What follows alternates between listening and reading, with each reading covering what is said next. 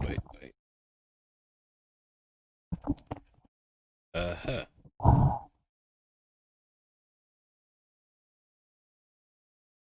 Hello. Hello. Yep.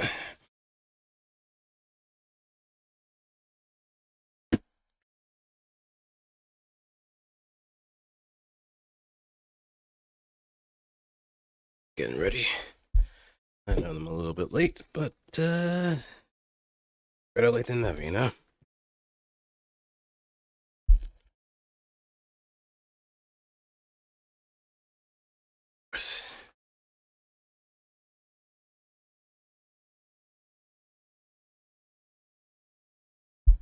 Let me see if he...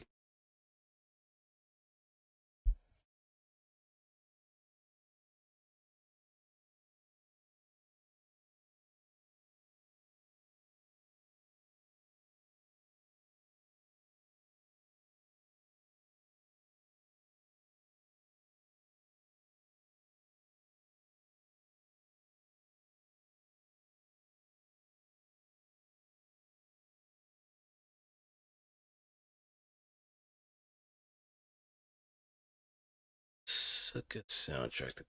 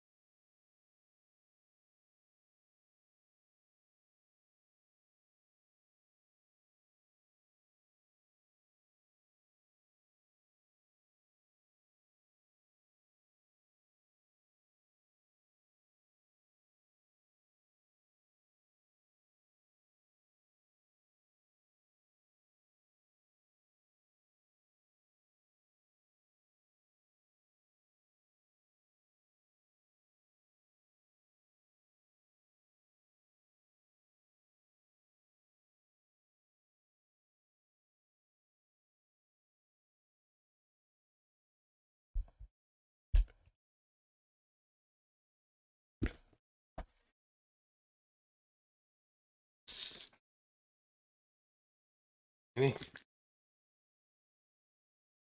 boxes thing in this packaging.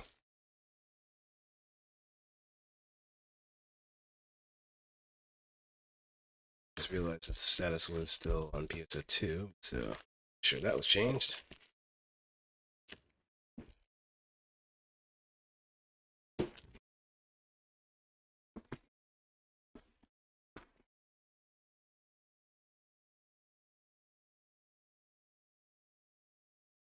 Let me tell you this. Box is not the most massive of the ones that I have in my backlog, but it certainly is a second.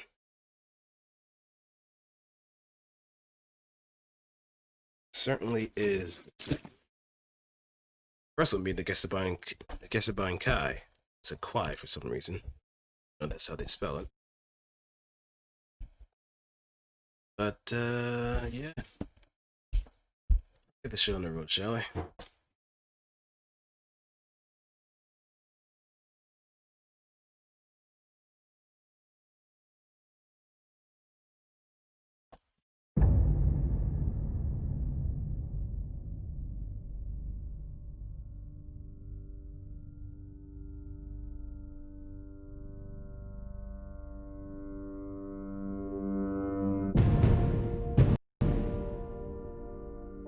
See exactly how big this thing is.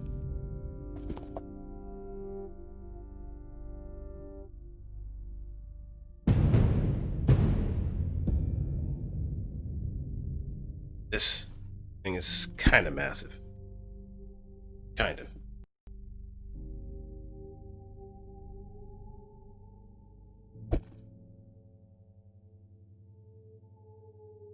Let's see how nice this thing is. I'm pretty sure for macerated silver. Got the inner frame and all that jazz.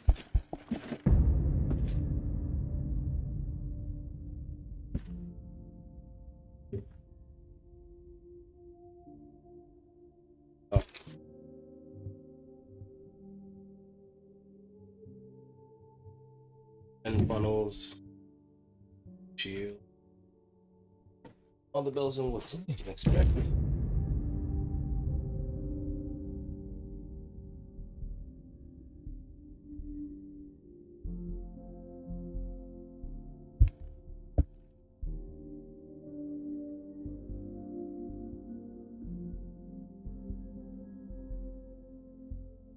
I feel like they're separated runners too, mostly by color.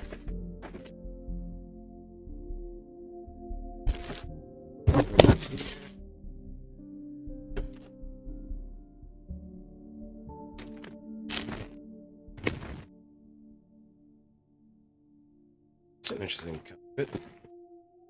And a camera.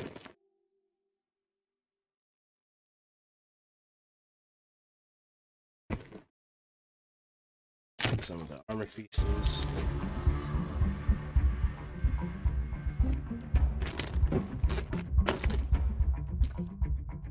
You see more of the weapons and accessories.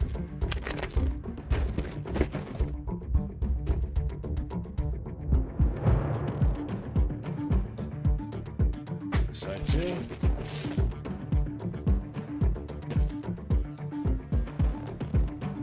And a bit of a gray and an off-white.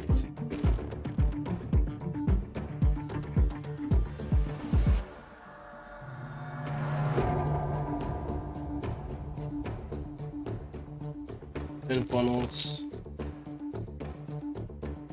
I'm getting the glue to attach onto one of them is going to be a pain.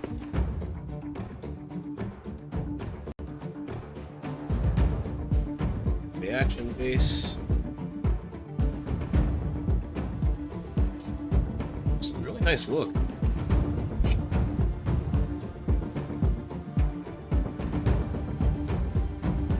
Stickers and decals, which is fortunately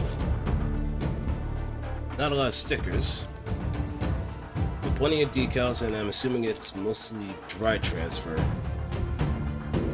But there is the option of dry transfer.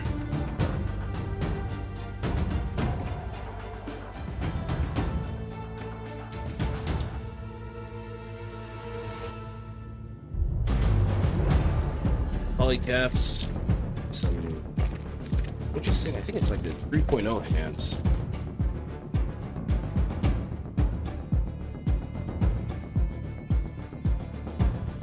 Yeah, 3.0 or 2.0.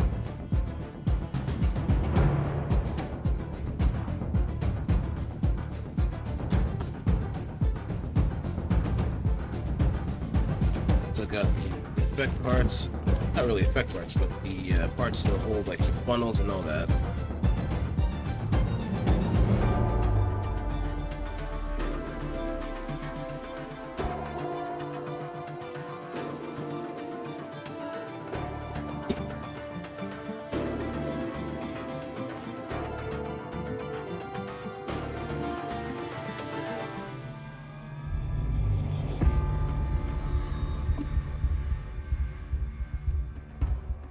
Guess we're going to be dealing with each individual portion. We're putting on the putting on the armor. We always block the armor along with it. If this thing has a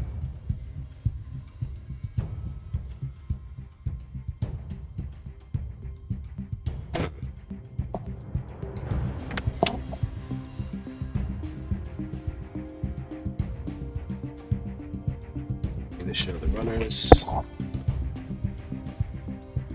Seems like every part's getting used too. Well, except for some portions of the polycaps.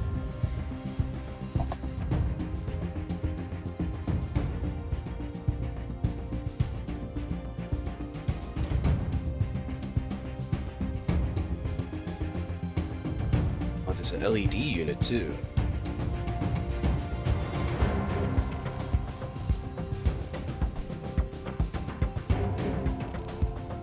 Which I don't have. And it costs a bit of a pretty penny too.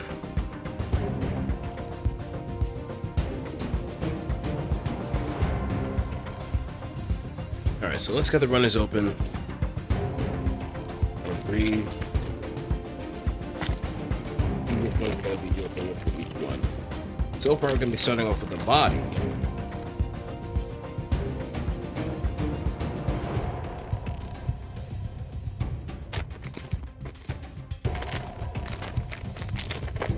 And I also gotta thank Discrea, who's in my Discord, that opened up the offer to sell his Hainu for a COD kit.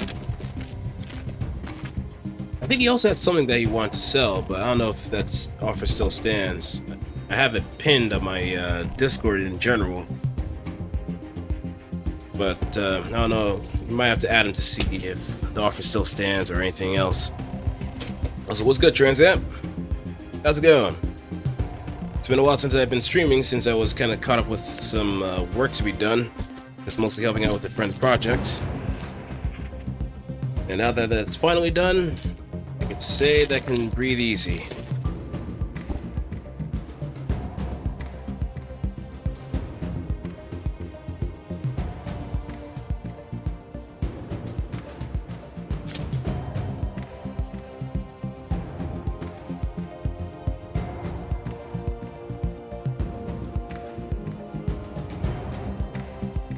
And we've been working at that. We have been working on that particular project for roughly 4 years now. It's a PowerPoint presentation, but there's a lot of information densely packed into it. But we were kind of running out of time. We had to finish it up, and we had to spend a good week in order to wrap things up in general. So we actually got our conclusion. I got a pilot figure. So I might do a bit of a grace period on the karaoke reward. If I'm able to make like an extension of sorts for the time that I didn't stream.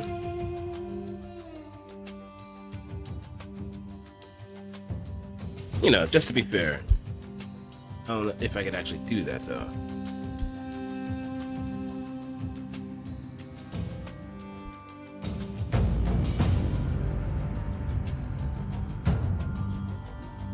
Oh, I can. So I missed out on. Let's see how many dates. It started since January 4th. So roughly 5 days.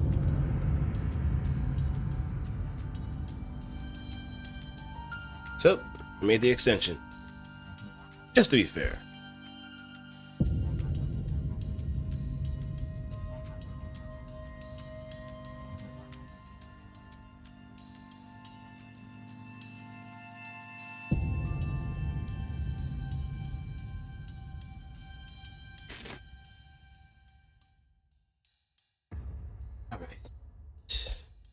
It's Gundam Planet that burrs. I have to kind of emphasize on the P because, you know, whose ears might be not working. Might take out the wrong thing.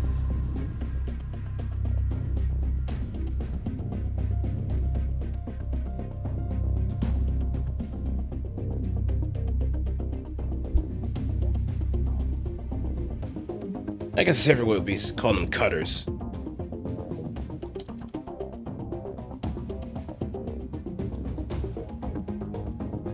K, L, K, J. We need J, C, K. Polycaps.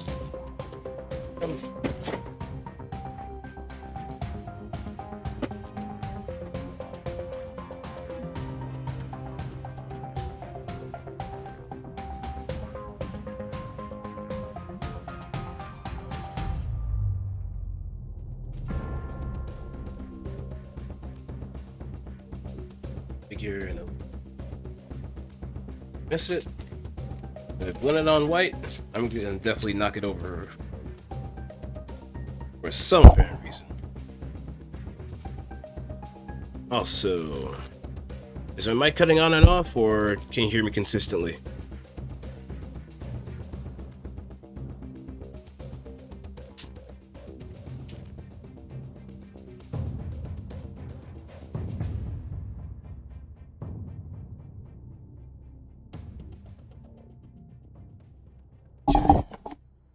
Sounds good. All right. Just want to be sure.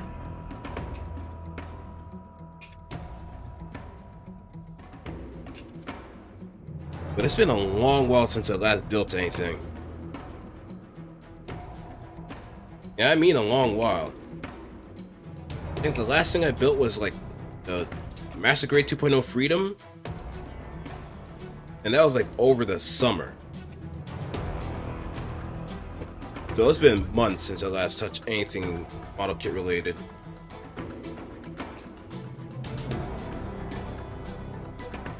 But you bet your sweet bippy I was building up that backlog. Speaking of which, I think the Master Grade Testament probably experienced some shipping delays. So I'm not going to be expecting that until like way later, and probably in the month or something. It's a P Bandai kit, of course.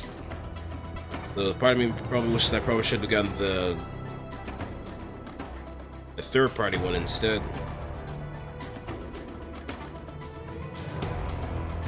J18.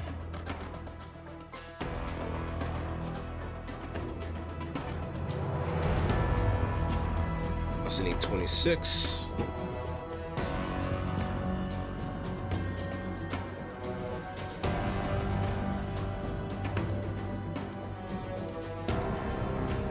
Hey, welcome to the club, man. Yeah, welcome to the club. And you know what the funny thing is?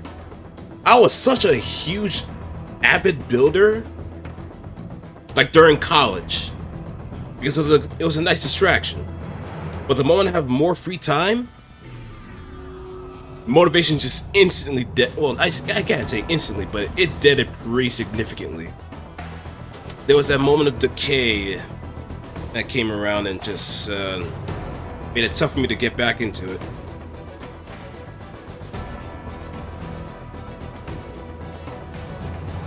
So I have kits that I got from an anime convention roughly a couple years ago by now,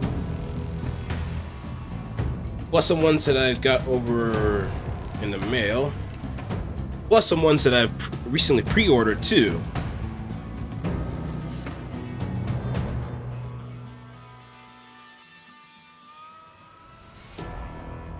So I'm just piling it on every single time.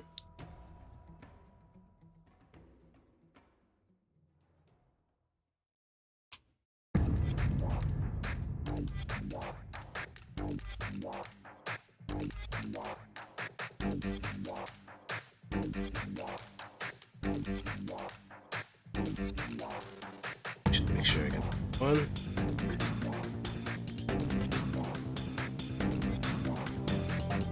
Yeah, P Bandai is definitely suffering. But at the same time, you have to really wonder, are you really getting your money's worth with P Bandai at times? Have you seen like the Trolls Ritter? How it's like a large sheet of stickers.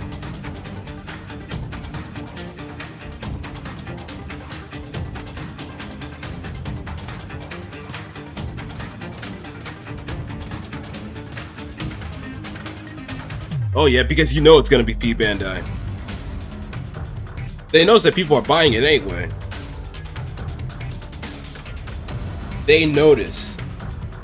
That's why they just keep putting new molds into P Bandai, because they finally realize that people are gonna go the distance in order to purchase stuff. And now that there's more accessible options in order to do so, they could cash in.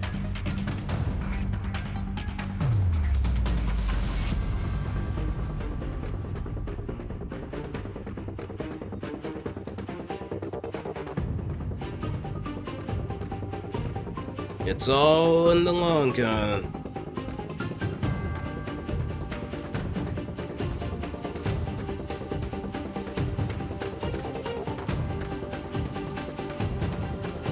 Yeah, that seems right. There we go.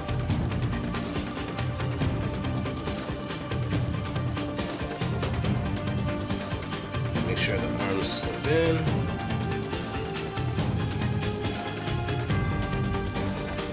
It's a little bit too close.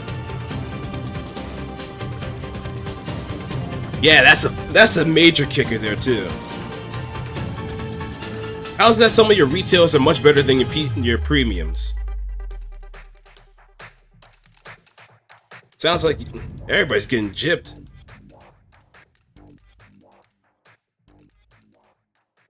Like if you're paying for something that's a premium, you expect the best of the best quality. No shortcuts, no nothing. Just the pinnacle of prime engineering for model kits. If I'm not getting that, and I have to wait months in order to get my model kit, I'm gonna start questioning things.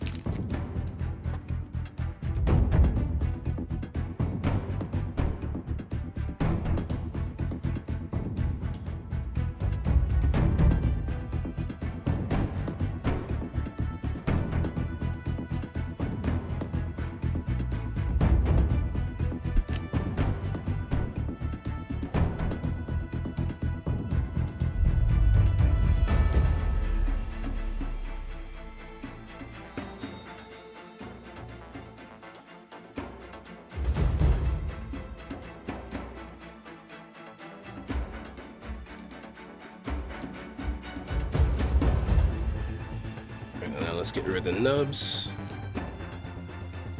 or the excess plastic.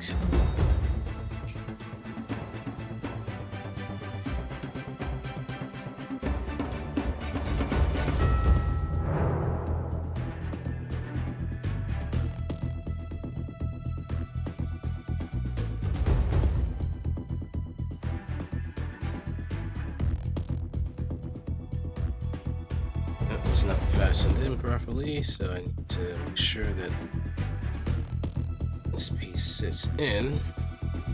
Oh, it's a loose fit. Very closely.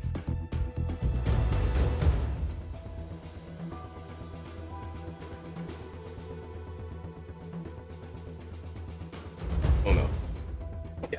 Get a bit closer, shall we? So we don't drop any pieces and they get lost until we actually try to not find them.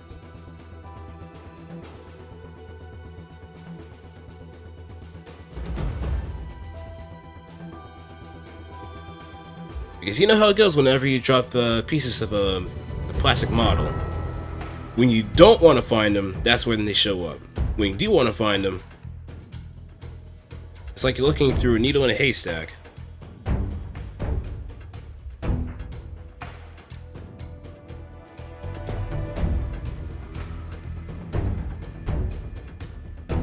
Hold on, let me see if...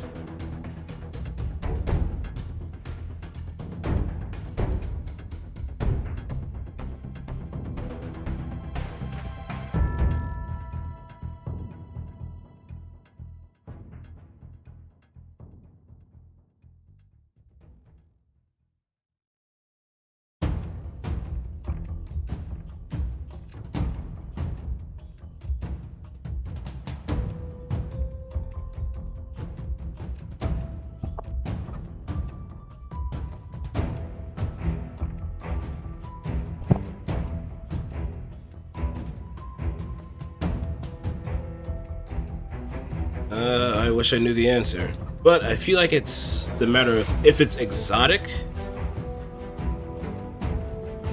or something you'll probably never see or would probably want to see as retail.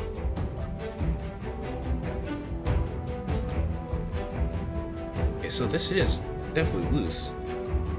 I'm trying to push this thing in.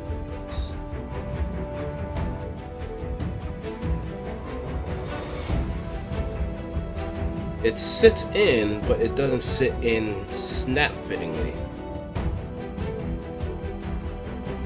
Making sure that I'm looking through the transparency. And it looks like I'm not getting too far with this. And it's a crime that both of the... Wait, both? There's two... There are at least two? That's a crime. For a grunt suit?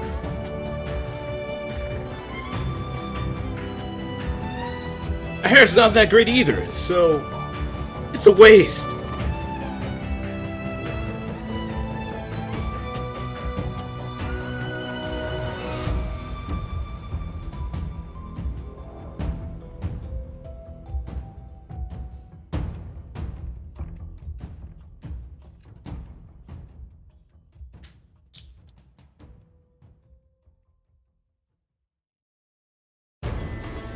Yeah, you know what? Forget it. I'm just gonna keep struggling with this thing and I'm not gonna make any progress.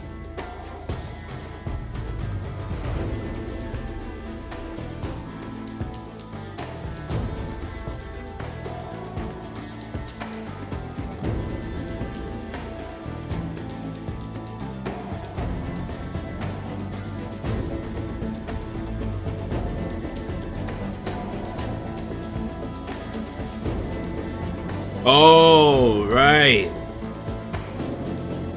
Yeah, from Re-Rise. That's still a crying shame.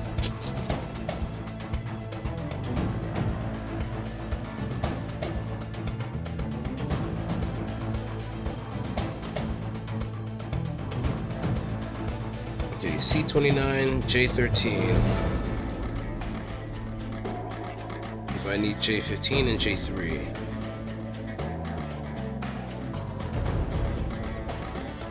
So let's cut these in advance.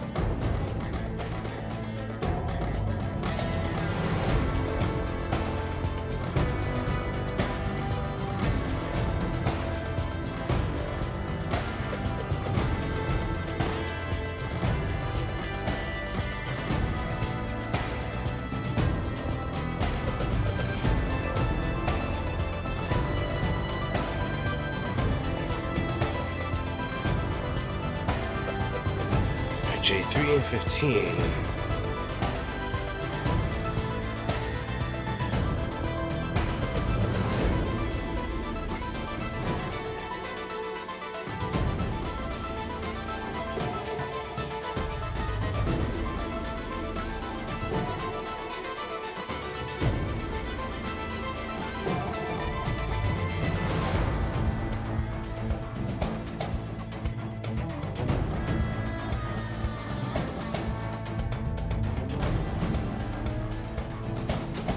Alright.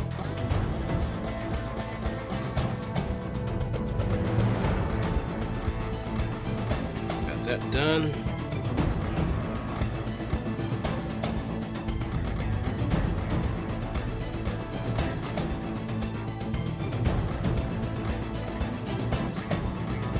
Okay, I think I see a little bit of side action already. Manifesting in its own way. This is H. E. 1.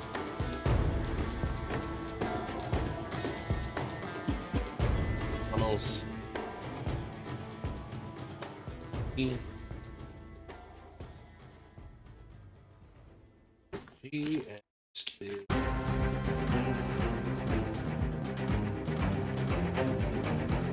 It's also going to be. Yeah, see with me too. Alright, this is 29.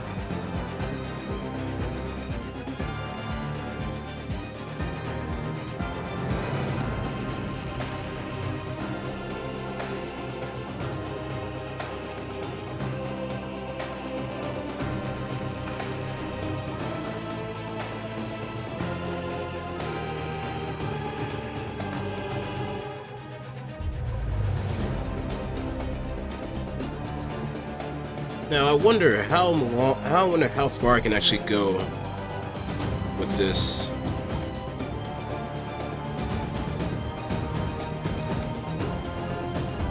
I mean, with the stream, I mean.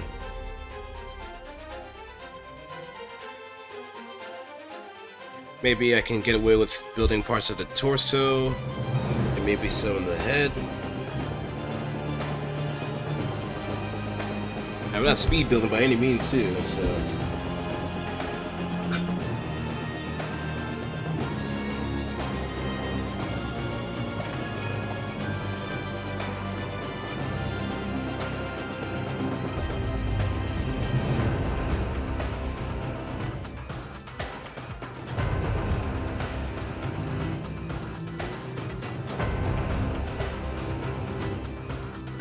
J4, A5, let's open the cockpit, which I did.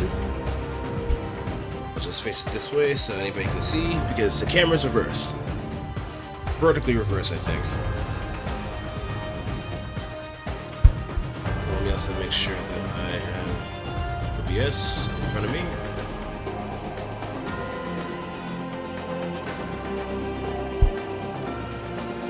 So what else have you been up to, Transamp, and everybody else? Aside from the craziness that's been going on.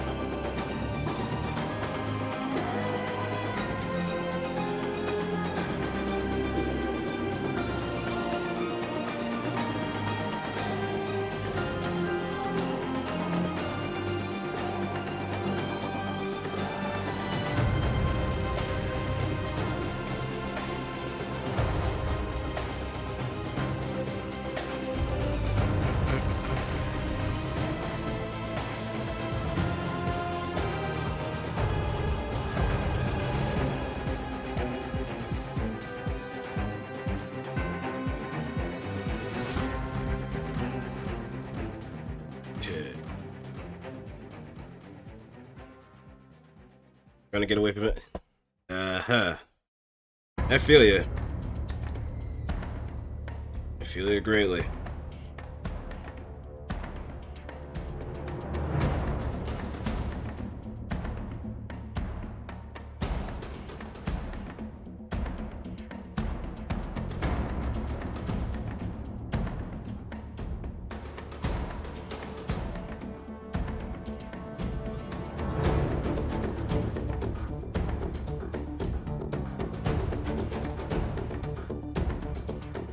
Seems like I should be attaching these first.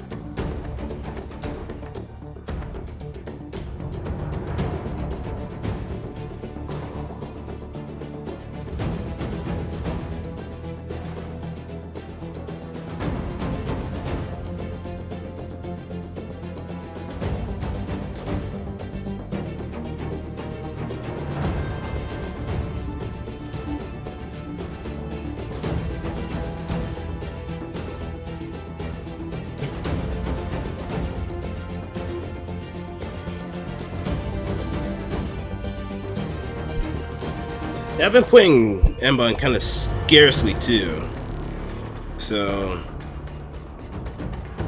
I guess that flame that I once had when I was after the whole Donzaka thing,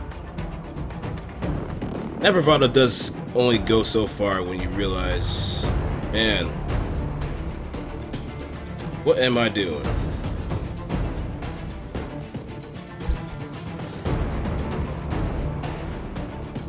But, yeah, them be the bricks.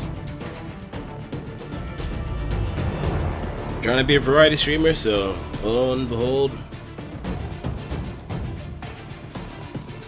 Yeah. Let me see.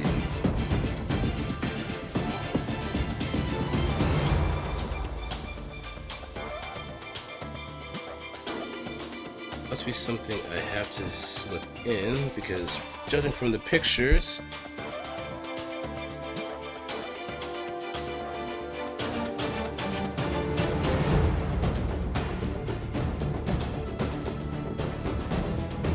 it should be facing outward.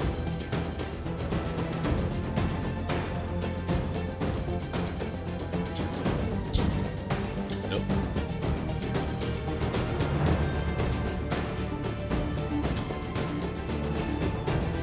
Nope. Alright, let's see. pieces are symmetrical too.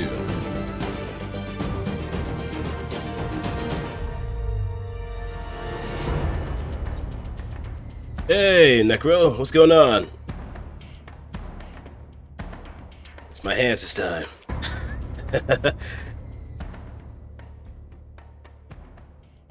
How you been, Necro? It's been a while since I last saw you, and it's been a while since I last streamed too.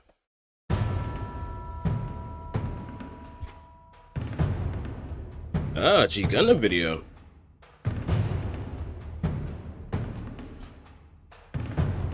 Nice, nice, nice.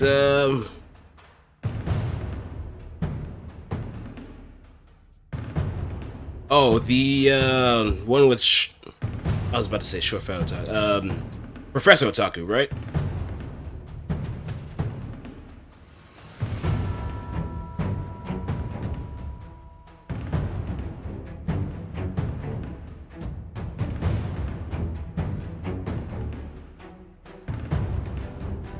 Oh, what did he do this time? I'm not. When it comes to any tubers, there's no essence of surprise whatsoever. But whatever new that he's come up with, I hope it doesn't give anybody an aneurysm. Oh wait, I see something. There we go.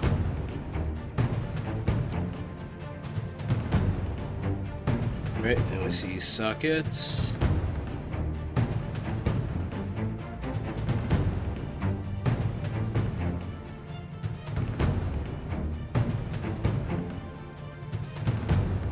Oh, do tell. Well, actually, don't tell, because I want to see the surprise.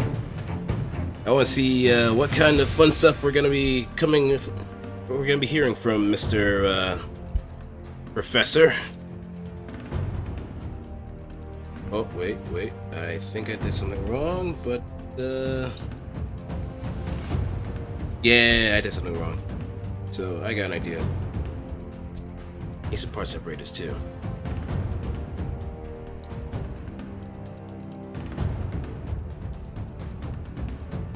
This is finally. Also, how's the redesigning of the channel going so far?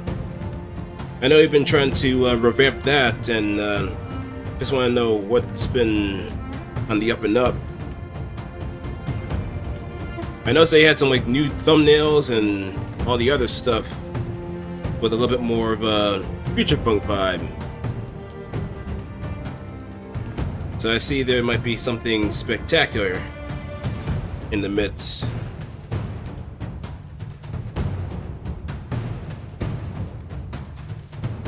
Ah, sure. Let me get my. Also, I gotta remember you also have a gilded too, so. Let me see. Yeah, I also have you on the DM as well, so you can just shoot me a call if you want. And I also have to lower the volume just to be. Oh, there's a nice little side to side. Don't want to manhandle my kits like the Mecha Guy Kotsu, so apparently that's a thing that's very common with them.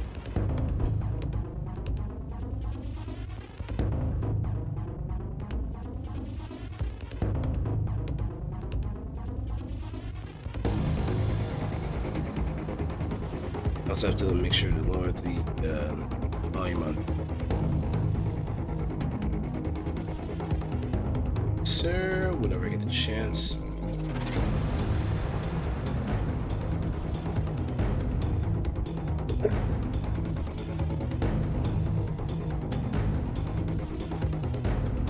Alrighty.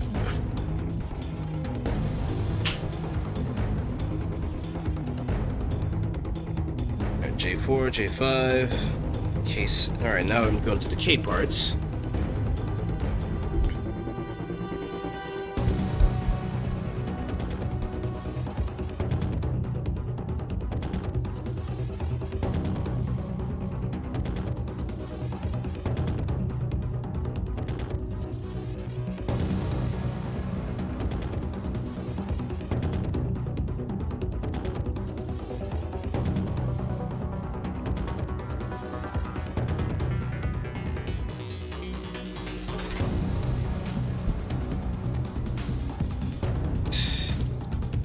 I don't think they've, no, Oh wait, no. L parts are dead. A parts I haven't touched yet.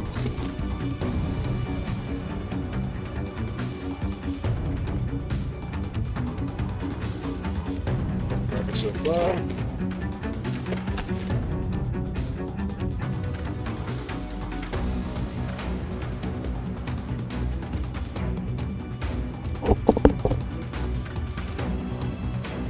K16, K17, and I know I'm gonna need double time since these are joints.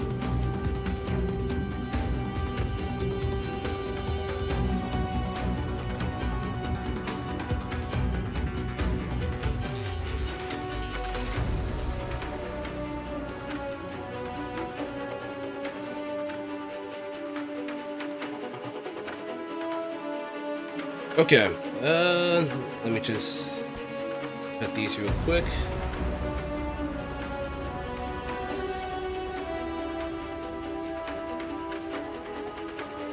These ready.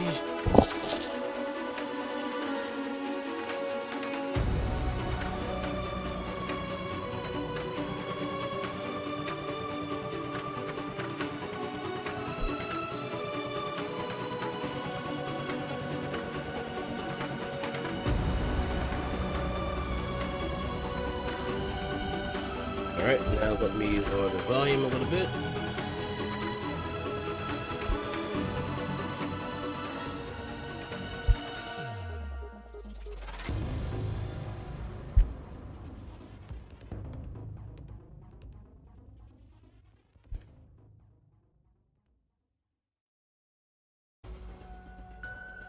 Alright.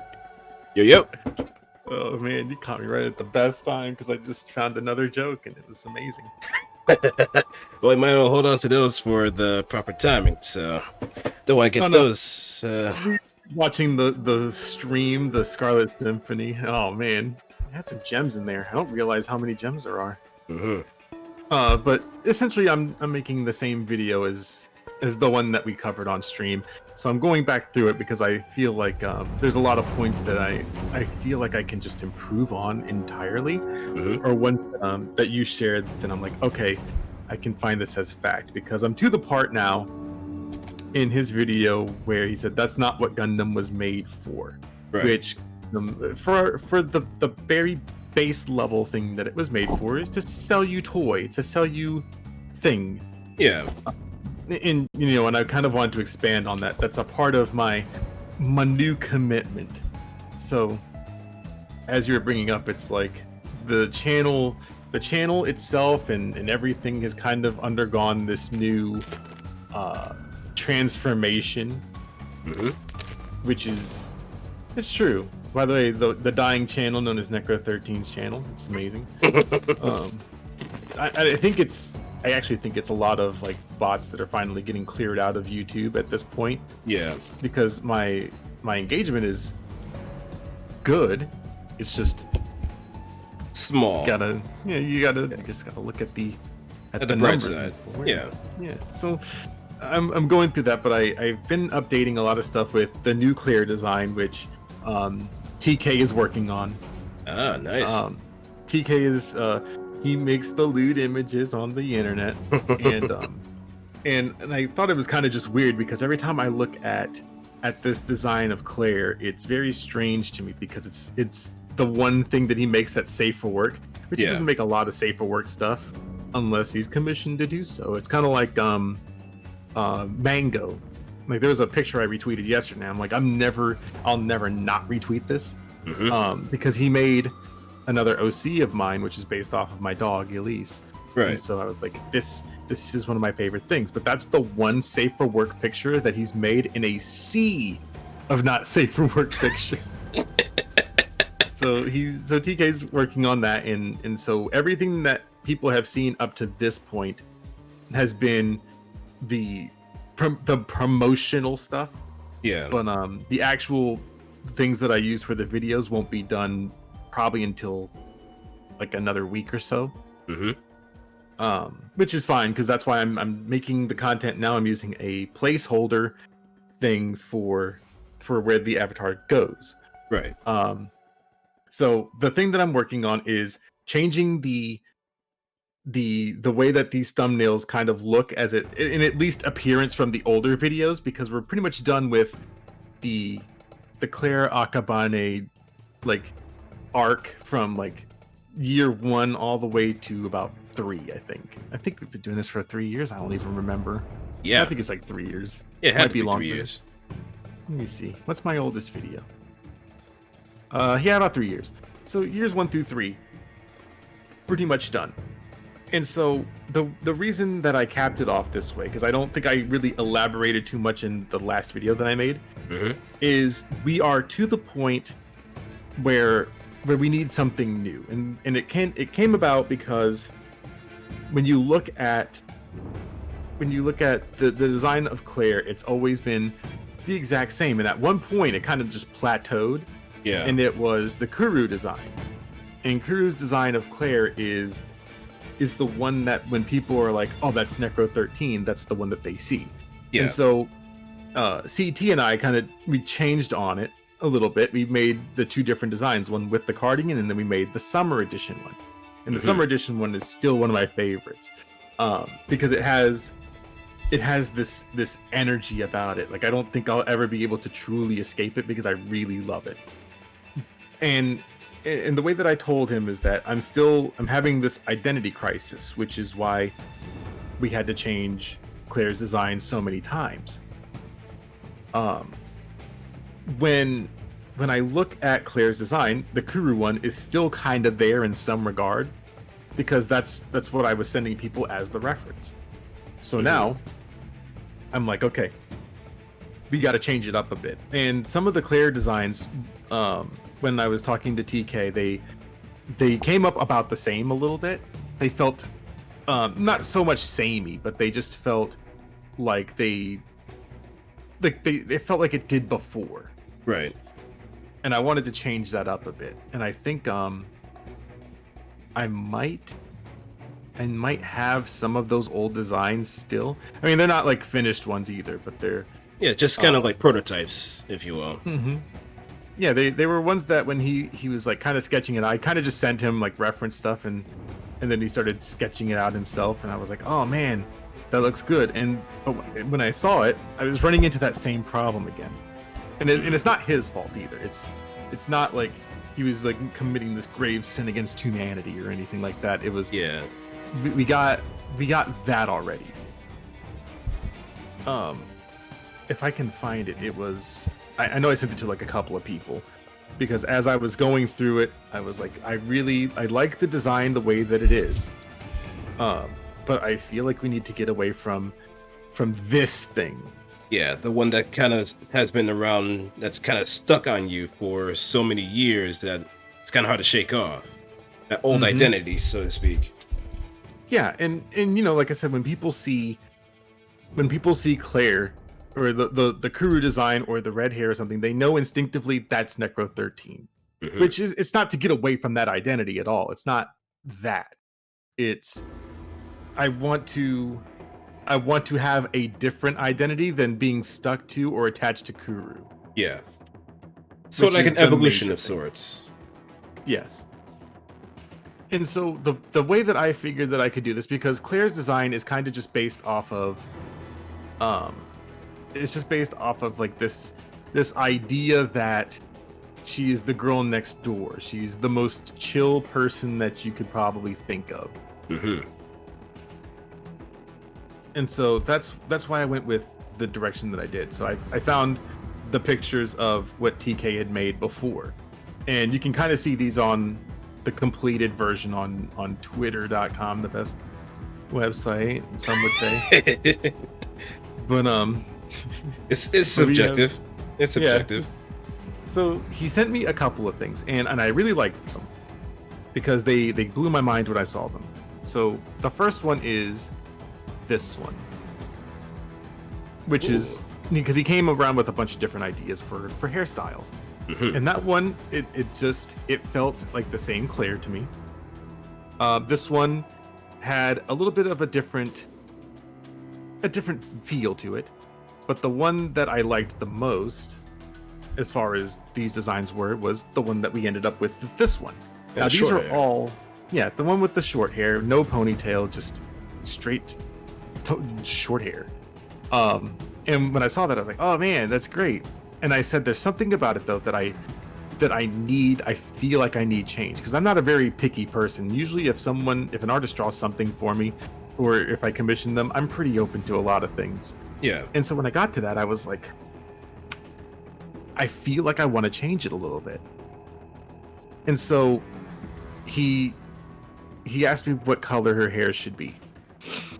And I didn't want to make it another random color like green or anything like that. We already have an OC for that. Right. And so I thought with the most normal thing that I could think of. And I said, let's have blonde. And then he gave her golden locks like this.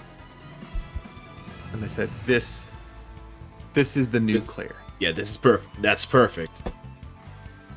It really was. It was like upgrade. Mm-hmm. Upgrade. And this one, don't go back. Perfection. And that's where we ended up with. And I really liked the way that it worked out. And so then he started making, he made a character sheet for me, which is something that he also did kind of on his own. I still pay him for all the stuff that he does. But we ended up with this one. And that's what we have currently around on the internet. And I've been using this one as the placeholder. This is the placeholder that I've been using, which is one of the designs that you'll see at some point. Mm-hmm. And that's kind of what I'm working with currently. So when I'm making videos, what I'm doing is I have to record. I have to make a video of me making a video, because it's for the stuff that I've changed on the YouTube page. Yeah. So besides changing the thumbnails, except for, I changed one of them, just a little bit, and it was the collab video that me and Griffin Gaming did. But the other ones have pretty much just been all changed to a color because of the seasons that they were, and then the font to kind of match like the character itself. Right. There's plenty of unreleased things that are in it, but for the most part, they're all pretty much the same. Now the big thing though is the thumbnails will go back to like what they used to look like for the newer videos. Which at the end of it, I was like, we're having this identity crisis. I gotta change it, and we changed one part of it. And I said, well, with that change, we need to have somewhat of a new aesthetic. So the way that I've put everything into continuity wise is this new Claire and Final Choice, which is the music project that I've worked on, and a new thing that's called Aura, which is where Elise, the one design that I retweeted yesterday, they all exist in the same universe, so it's all continuity based. Right. Which is something that we didn't have before either. In fact, the old redhead Claire was kind of oddly enough retconned into being like an old like fantasy type of setting, like mages and things like that. Oh, that's Kuru. Well, Kuru, the one that made the design, I commissioned her, and she was very small time working on Mage and Demon Queen. Right. Which is her webtoon comic, which is largely popular now. I don't know what its numbers really looking like nowadays, but when she started out, she had virtually no support whatsoever. And I was like, no, this right here is good stuff. And people liked the design; they were digging it. And then, as she started making more of the Mage and Demon Queen stuff, that's when it kind of just blew up for her. So afterwards, she kind of dropped off and was like, we had this falling out because I don't like Crunchyroll, obviously. Right. And so she came up with a couple of different things, which when I asked the other artists that I've commissioned, none of them ever said the exact same thing that she said. And said that I took advantage of LGBTQ people, that whole thing, whatever. Right. Which is untrue, because at this point, if anything, she's made more money from me than I've made from her, if we want to take it that way. But it's neither here nor there. I don't really even care about that part of it. Right. But so as as she's creating Mage and Demon Queen, and me and her are still on good terms, Claire was featured in one of the first 2 chapters of Mage and Demon Queen. She was later edited out and just given red hair, and she loses her little antenna thing on her head, the ahoge. Yeah. And so she loses that and just has black hair, and that's where she gets completely erased out of it. But before then, me and Kuru were talking about implementing a sister for Claire, and like at some point along the line, like the Claire that you see in my videos is like an ancestor of that, right, of the fantasy setting stuff. But obviously that never came to fruition either. Mm-hmm. I guess if I had to put a character to who it would have looked like, are you familiar with Fire Emblem at all? Sort of, just only in passing. There's a character in Fire Emblem. I don't know which one it is. Mm-hmm. But there is what's the fighting one that they had? The most, not the most recent one, but it was the one for the Switch that came out. Warriors, Fire Emblem Warriors. Good. Oh, that one. The Muso game. Yeah. I think it's is it Celica? It's not that one, is it? Let me see. No, not that one. Her sister would have looked like I think she's a boy, I don't know any of the characters. Feels bad. Yep. Is it Minerva? I think that might be it. Let me see. I don't think so. But that's the thing. She would have looked like a character from one of these Fire Emblem games. I don't think it was Minerva. It was a different one. She wears mostly white. Mm-hmm. And I can't remember her name. But regardless, that was what she would have looked like, is one of those. Right. But that just never happened, obviously, because we got to this weird falling out point. So that's kind of where I was like, I got to get rid of this thing, and I didn't know quite how to do that, and I tried commissioning other artists, and even the Only Shoe helped me out by making a whole new thing to keep the content going. Mm-hmm. And then he kind of came up with an idea where he was like, dude, just keep using the avatar. Just like, you paid for it, so you might as well just keep using it at this point. Yeah. And I was like, oh, and, he said some more choice words, but those are essentially it. And I said, you're right. So I did. And again, that's when I got with CT, because he had only drawn promotional stuff, like the one picture of Claire in the city, and then one of her and her mom. Yeah. But I then commissioned the PNG set from him as well, and that's why we have the 2 different ones near the end of the life cycle here. So we still just couldn't get away from it. So TK and I were talking like one day, and that's how we came up with this thing. So I went and I changed all of these things, the thumbnails, to kind of show the past and moving towards the future. So Identity Crisis was one of the biggest things, but we have this new aesthetic where everything is continuity based. Mm-hmm. And the old one is for Kuru's thing, but the new one is my own thing. Right. So in the universe that this new Claire takes place in, she exists, instead of the 80s, she exists in the 90s, where it would primarily take place. Mm-hmm. In this weird alternate 90s universe, kind of. Right. Which explains like the paint thing and like all the different colors and stuff. It's a reference to Chris Brown's album Fortune 500.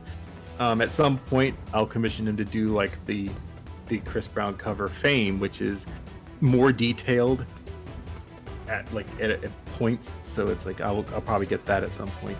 Right. But for now, it's just we're starting anew. And so I updated everything, and I hate to sound like I'm like super greedy for money, but I've made everything, every possible avenue for making money to be full time doing this.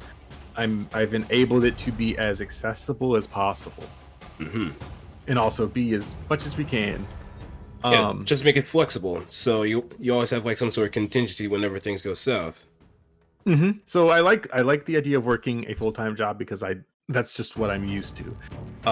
Now all of it has really just been factory work, which is not inherently bad. It pays the most, but it's also like, you know, you can always just do better.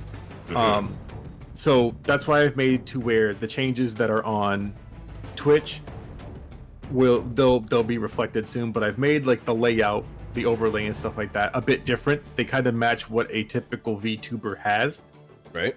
And those streams will be gaming exclusive stuff instead of having me stream like on Thursday streams where we do like video stuff. That'll be moved to YouTube. So we'll do YouTube streams where we cover videos, not necessarily bad videos, but we can always find like just something on any given week, and then we can just stream it. Right. And then, or at least on weeks that a video doesn't come out, which I've planned for at least one major video every month. And so then we'll probably sprinkle in some other smaller videos in the meantime. So let me talk to the chat for a bit. Yeah, this is a Gunpla stream. What are you built? I think you told me. It's right there. The high new. Sorry. The high new version. The version Ka. Verka. I was gonna buy one. Not that specific one, but I was gonna buy a Gundam to do a Gunpla stream with. I can go to like San Francisco and buy one at the store. I can just order it on Amazon and just, you know, wait a couple of days and get it. Yeah. I'm pretty impulsive. I need to have it in my hands like that day when I buy it. But right. Yeah, that makes sense. I mean, I like to I don't mind waiting. That's just the thing with me. I just have that sage patience on like certain things, so I can definitely wait like months to years if necessary.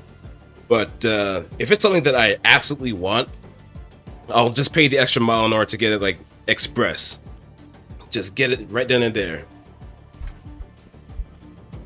Yeah, I just, when it's electronics and stuff, I have to have it in hand. But if it's something like if I bought an electric blanket, I'd be pretty okay with it not showing up like today.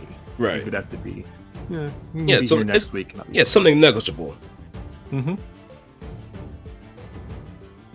what's special about this model specifically? Well, it's a pretty detailed kit. It has a lot of different gimmicks and some proportions that are very unique compared to like, say, a regular model kit. Because it's directly designed by Katoki Hajime. So he has a hand in like how the proportions look for certain suits, and it's just not only buying in name alone, but also just the proportions and the extra decals you could slap on.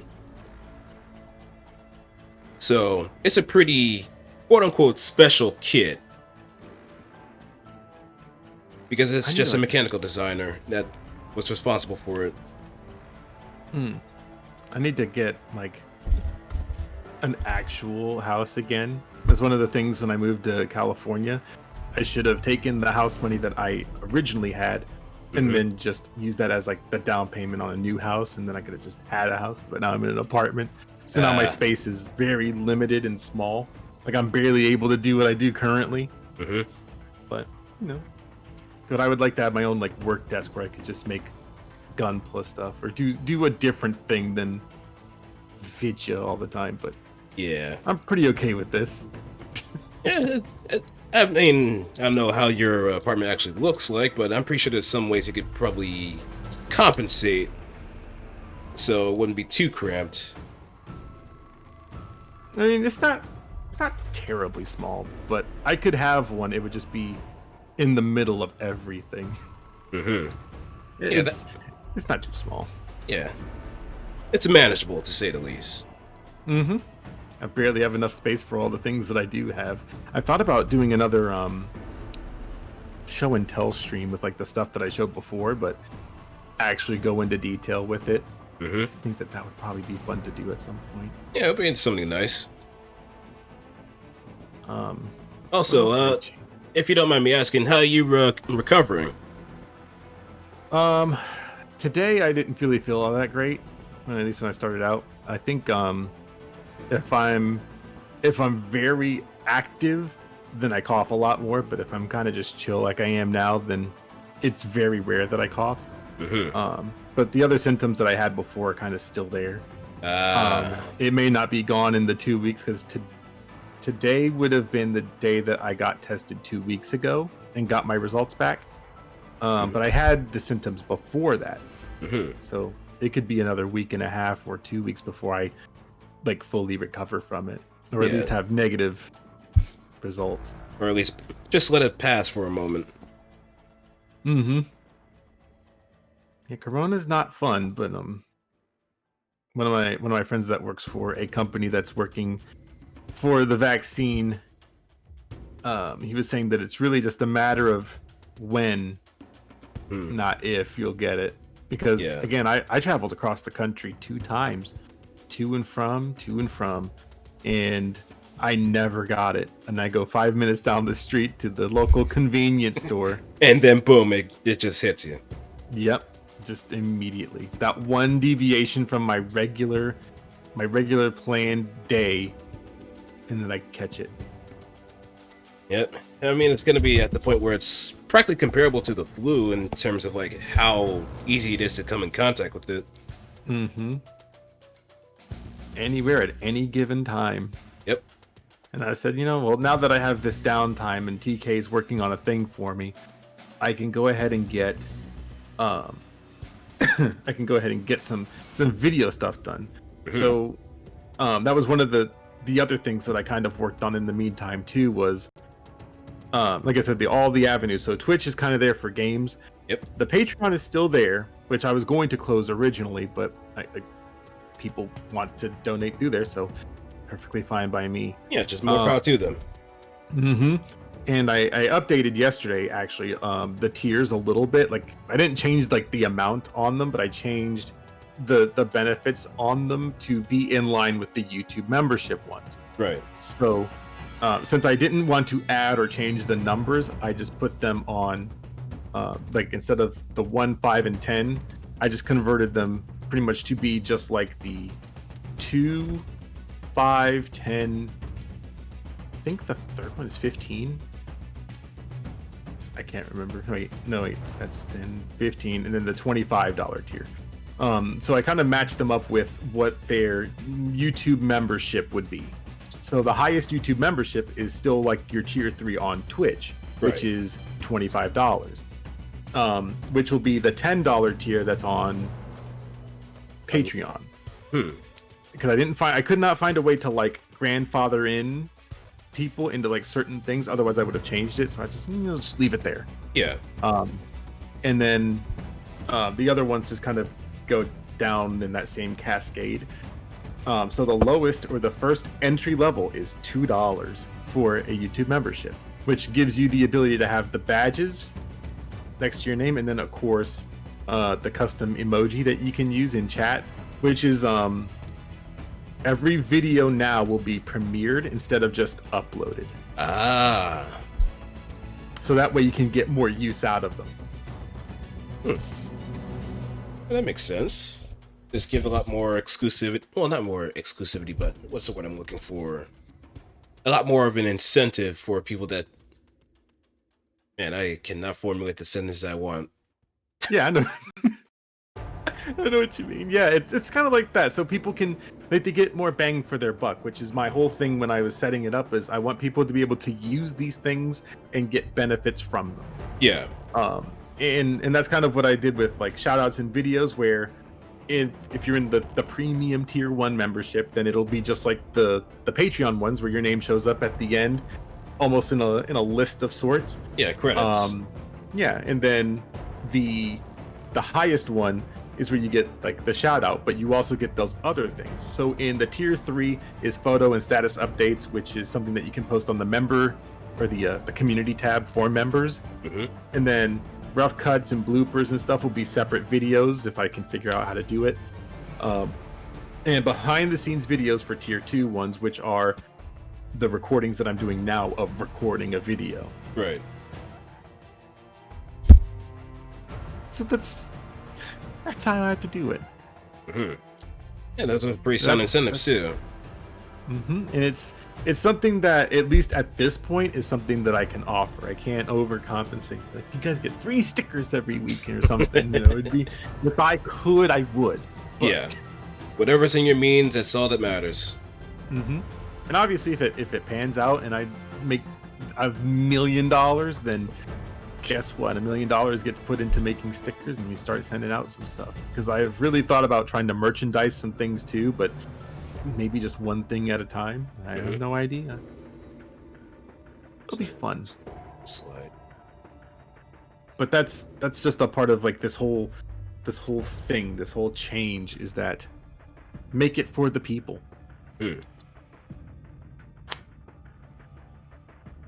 It's gonna be fun. Looking forward to how that's gonna shape up.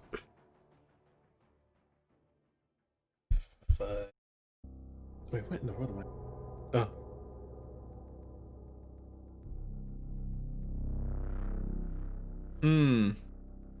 Yeah, it's just it's a fun thing. So that's what I've been working on today, is the Gundam video. I was like, oh wait, let me ask Blue Shift what he thinks about this part, or if he may know like of a source in something. And I was like, oh, he's streaming. Because I want to find it in writing, like not that I don't believe you, because I believe the same thing, right? But part of the other thing that I want to do, and that's what I talked about in the last video, was a lot of the videos near the end felt ranty, even to me. And I look back at them, I'm like, oh yeah, they're ranty. And they didn't have a lot of information put in them, and that's what people like, is information, right? So I went through and I thought to myself, I need to get these things done. So even if I am ranty, at least if I can bring up the source and read from them, that'll seal the deal for me. Yeah, it's more validity, if anything else. So it's like, oh, well, Necro forgets this, because I've seen what the people say when they don't agree with NecroXIII, but they also don't agree with people like Fratanga, and they make videos about us for some reason. Right. But they always say, if you take something, if you don't put the entire video in it, they say you're cherry picking. And then if you leave the entire video in, well, you're just being facetious then. So the thing that I've been trying to do, and the people that I've seen tell me about it, is they like videos with research. Right. So with G Gundam, the part that I'm at is, he's like, well, we like, that's Gundam is this thing, or Gundam isn't this thing. That's kind of the part that we're at. Right. And I'm like, I'm sure that there is a thing out there that will tell me exactly that in writing, or something that I can read from. So when people are like, yeah, this happens, then they have the evidence there. Yeah. Kind of like how Argon Bolt did his on Professor Otaku.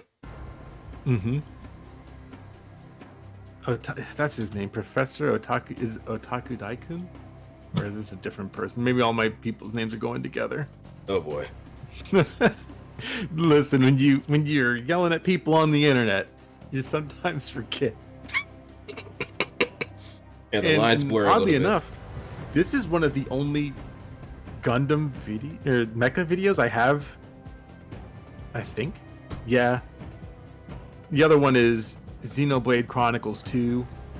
That video was actually sent to me by someone. I went ahead and downloaded it because I knew I would need it.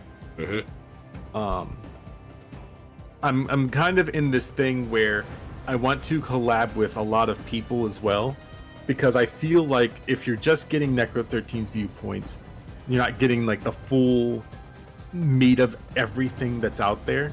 Yeah. So one of the videos that I think I sent to another content creator, it was let me see if I can find him anyways. There he is. I sent him a video. I was like, hey, would you like to collab on this video? And it was one about Doom Eternal. The Doom Eternal video is really long. So in that we can't really condense it down, but it can almost substitute. If it's going to be that long of a video, it's like we could take one half of it and then he could take the other half or something. I may pose that idea to them, because then it's kind of like it's not just a me video, it's a him video. Yeah. It'll be fun. It'll be interesting. I might do that.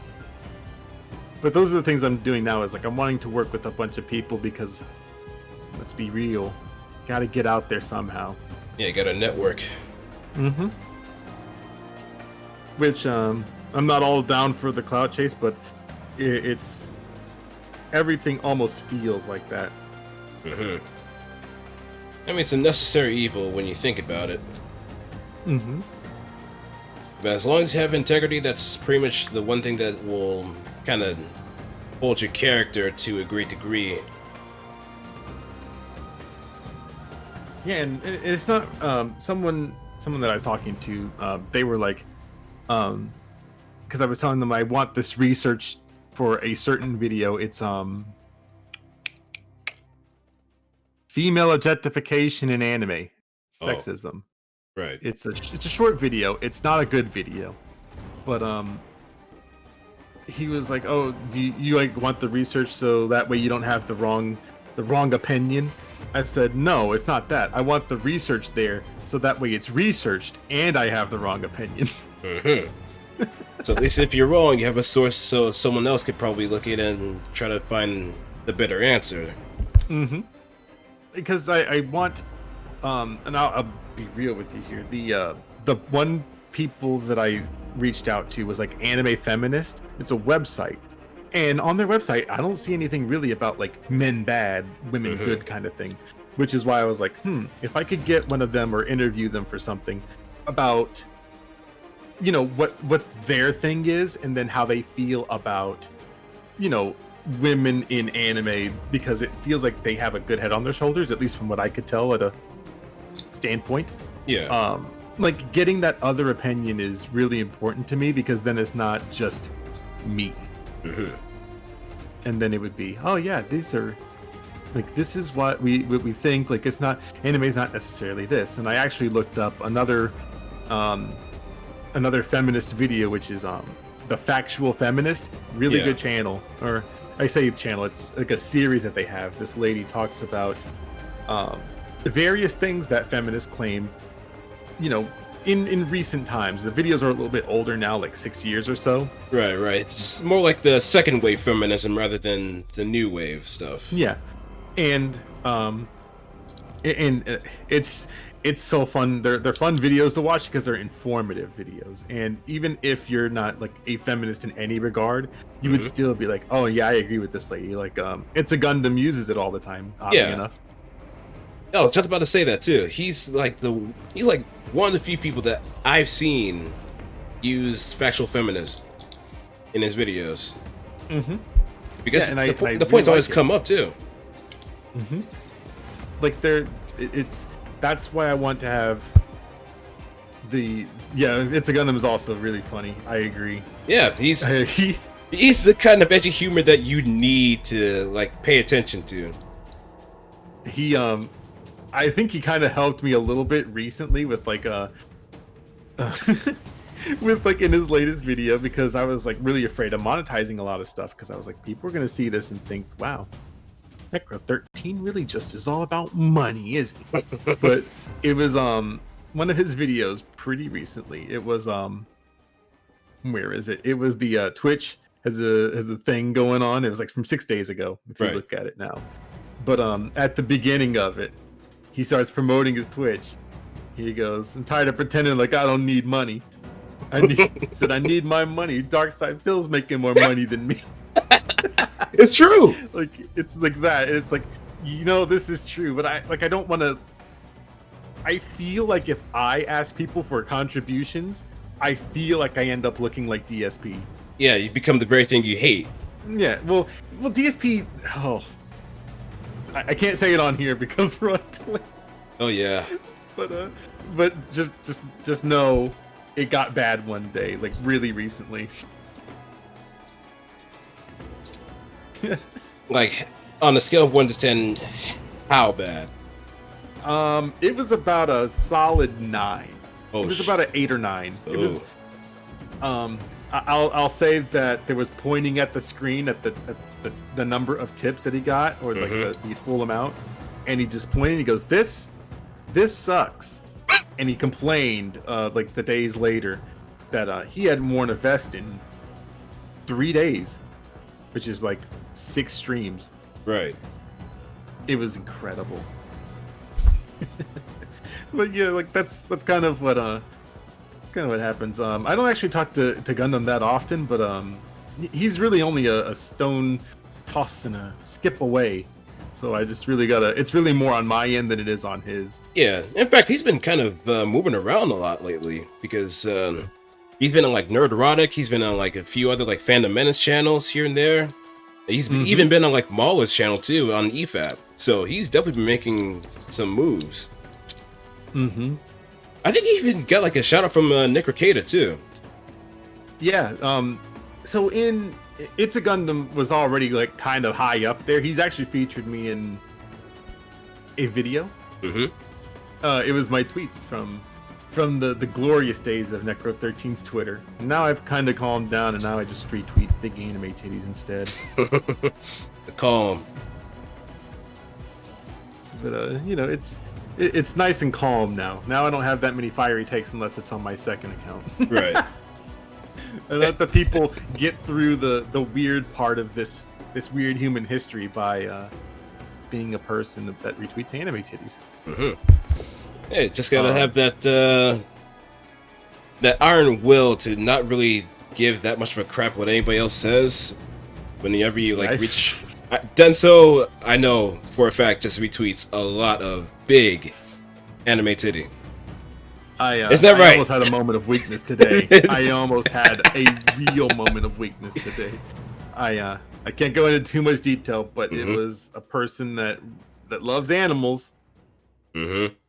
Boy, I sent it to someone else because I vented to them about it. I was like, I really want it so bad. Oh, I don't dislike the retweets at all, Denso. Oh no. I don't dislike them. I just wish I had much more of the metal to do that on my main account.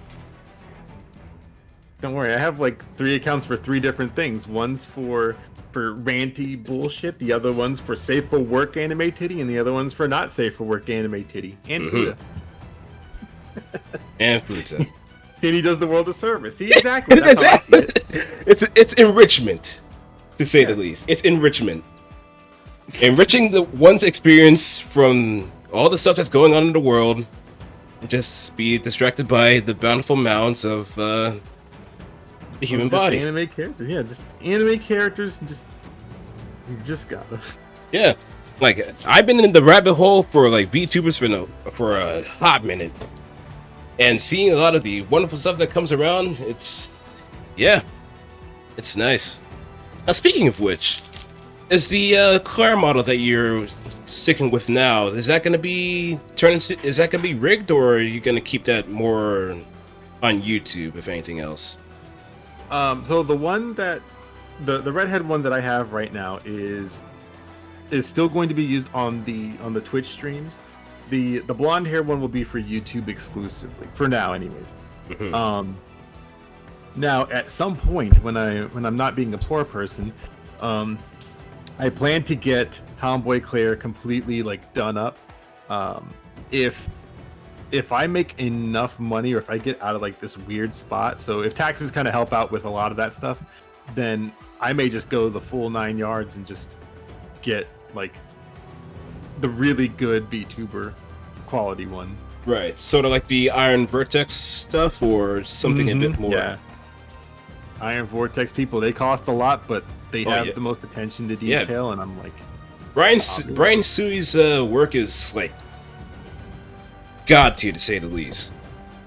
Like, yeah, I've been trying to get into doing all that stuff kind of myself too. The biggest problem that I have is, at least from like when I was testing it out, was I don't know how to make the layers on my own. So if someone already has them made, then rigging it'll be just a matter of time instead of like doing the entire process. Right. Actually, what I can do? I can just do that. Ah, man, it's gonna be quite a time. I think the only thing that I really have to look forward to is just seeing if I can get that model done. But I already have a voice actress picked out for her. So we'll see what ends up coming of that as well.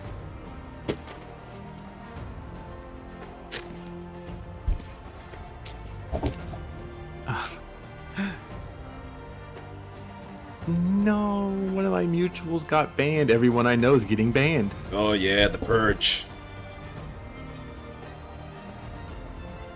No. The Great Purge.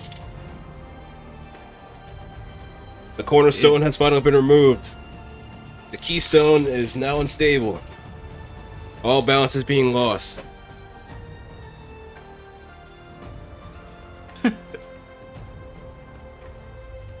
Uh-oh.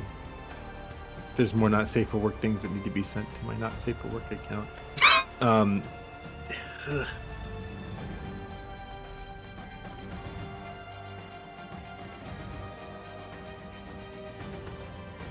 It's gonna be a thing. I think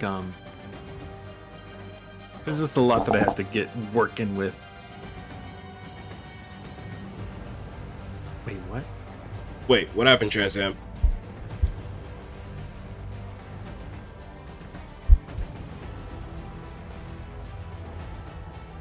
Oh yeah, the Shusha the stuff too. Yeah, that did happen. And it's weird that someone brought up a good point. One of my mutuals said, none of this would have happened if you guys didn't make Drip Goku, and I agree.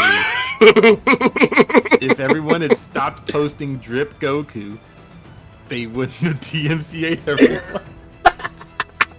I mean, that would classify as like fan art though, right? Like on a gray area term. Mm-hmm. But it's still kind of cursed to some degree just by an existence alone. It's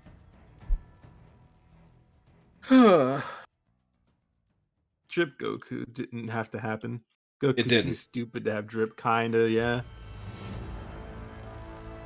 I mean, if anything, it probably should have been Piccolo. I mean, Piccolo or at least Vegeta.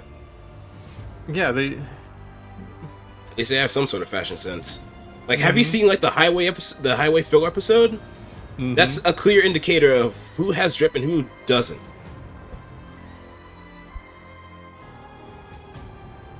Oh man! So one of these artists that does animation, I don't think his commissions are open because he's working on something. It's more of like his own thing. I really want to commission him for like Twitch stuff now, Right. because a lot of the stuff is gonna have to remain the same until I continue to change it over. But he does Arknights things, and they're really good. Actually, and he doesn't have a huge following either, which is kind of insane when you think about it. I could have just posted it. Okay. In your chat if it'll. Yeah, there it goes. It's right there with the move. I was like, they have an animation on their Twitter, and it's of Arknights. One of the characters, Feeder. Yeah, Fe Eater will probably be the. I don't know how that's. She's nice panda lady. She's killing it. With giant gauntlets, similar to like Yarosu or. Damn it! Just the character the girl with the two giant power bunker gauntlets from Samurai Kagura. You know what? I'm drawing a blank on her name too. Play the game like every month. Like it was Yarosu, but I'm Yosakura. Yosakura. There we go. No, I'm like, why am I so stupid? I actually don't use her that often. A lot of her powers are not that good unless you're doing like most of her Y attacks. Like you have to kind of time them, but she's not terrible, but she's not the best either. Also, muffler guy. There's pre-established Necro lore now that we have muffler guy. First Ghost Rider, now muffler guy. Muffler guy. I'm gonna get a little thing. I'm gonna get a thing for him. It's just gonna be the muffler guy. He's gonna be off in the back whenever I'm recording. I think that could be good. That could be included.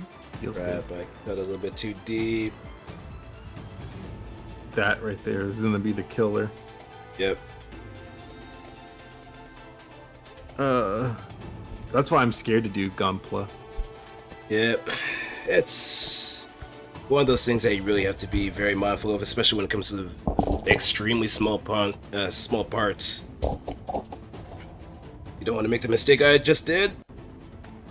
And you probably have to like glue it too. Oh, that's the fun part because I don't know where exactly those little parts are. So no. That's a rip. So unless I can like glue them on, I might be able to salvage it. And unfortunately, I do have thin cement, so I can probably work that out. But it's gonna be an awkward fit. Yeah, and it's for the cockpit too. The cockpit hatch. Oh my god. So that's gonna be fun.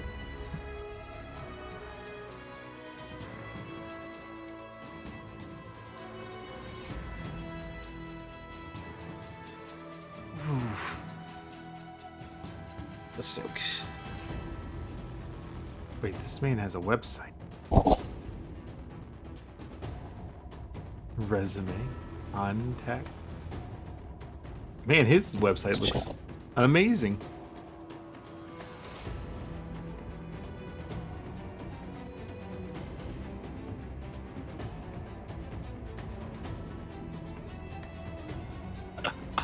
This is amazing. Okay.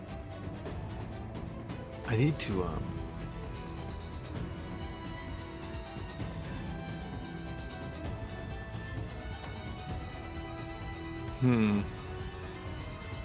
Okay, so let's see. What's... Oh no. Yeah.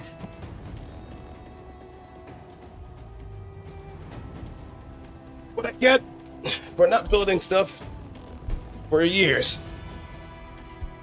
You know, it has been a month. while since you built something.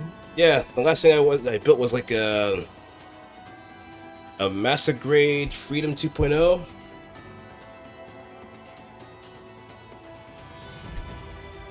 Which difficulty level is this one? I guess it's a good level 3, so it's a pretty high, somewhat of a high difficulty. Because there's a lot of details and intricate parts you have to pay attention to, so I don't make the same mistake I did. So, yeah, I'd say it's a level 3.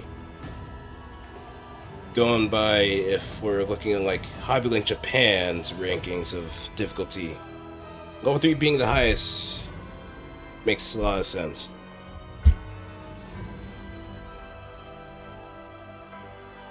Fortunately, this instrument works like a charm.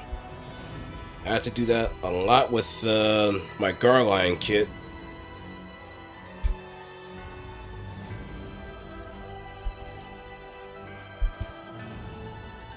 And I made sure to glue every single bit of it afterwards because of how much of a plastic hand grenade it was.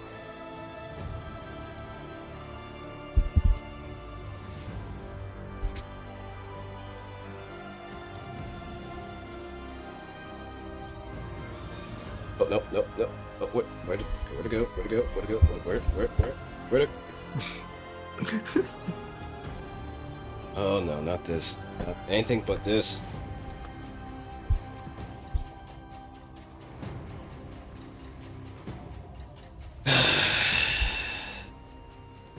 Pain. Pain Pecco, bro. Pain. Pain Taco. You know what? Tacos sound kind of good right now, but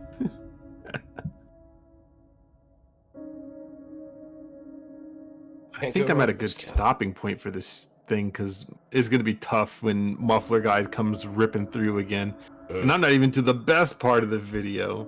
Oh boy. Hold up. Let me see if it's on my shirt. Shirt check. All these Gundams are racist. Alright, let's bring it. Oh, the last.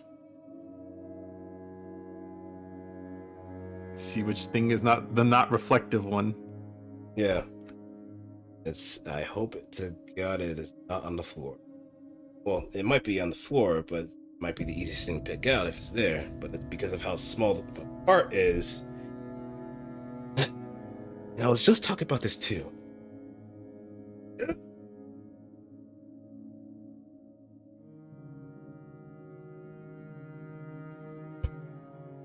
I don't even think I have that much room.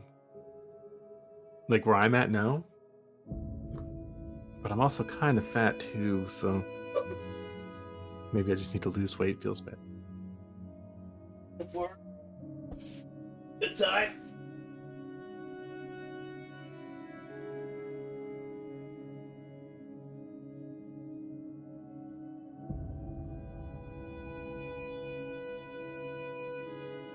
Watch.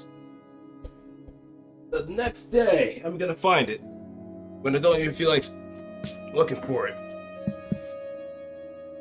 You gonna try to skip that part for now? I'll try.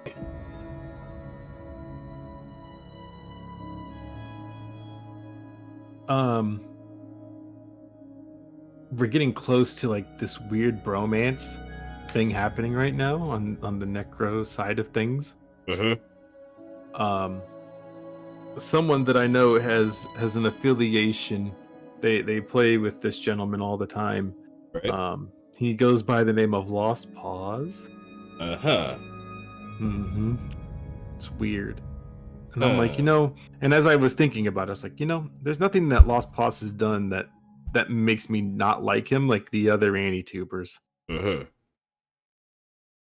I kind of told them, I was like, I don't know if I can if I can play game with group since they're not it's not my thing and they know what I do. But who knows, if it happens, then it happens, then we get the fucking the bromance going. The unlikely partnership. Oh my god, that would tear the internet apart. Are you kidding me? Oh yeah, that would cause like a major rift. Necro working with anti-tubers, no way. Time and space would just collapse. From the sheer... He's not really that bad of a dude when I look at him. Like I even told people he is cringe at worst. Unlike a certain individual. Jesus Christ. By the way, I already kind of covered 2 people on stream this like a couple of days ago. But I feel like I might cover them in a video, or I might do them in a live stream. If I do a live stream,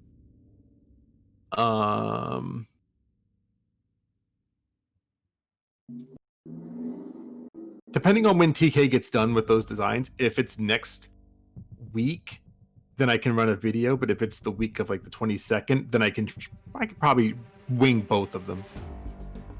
Right. Because on the 13th is when what is it comes out. The 13th is when what is it, the redo of a healer comes out, which is when that video will be relevant. Yeah, that's gonna be a firestorm. A cringy firestorm at that too. And one of the things about that video is at least Chibi Review's video is that he's like, oh, I've never read the original source material. Yeah, it's like a light novel, right? I think I know that it's been a manga. Like the manga is what I've read, but I think that's all it is a manga, I believe. Like Goblin Slayer was a light novel and a manga. And a manga, yeah. But I think with Redo of a Healer, it's just a manga, if I'm not mistaken. But he had never read it, and he had a video for 5 minutes telling you about it. Right. And that video has 50,000 views, over 50,000 views. I wish I could make a video about things I don't know about for 50,000 views. Yeah, I mean that's the grift. Mm-hmm. As long as you have like the emotional aspect, you can convince people that you know something.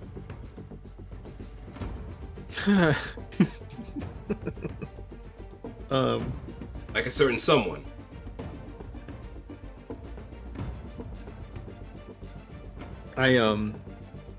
I still have to do I have to do another video for NecroXIII as well. Oh, him.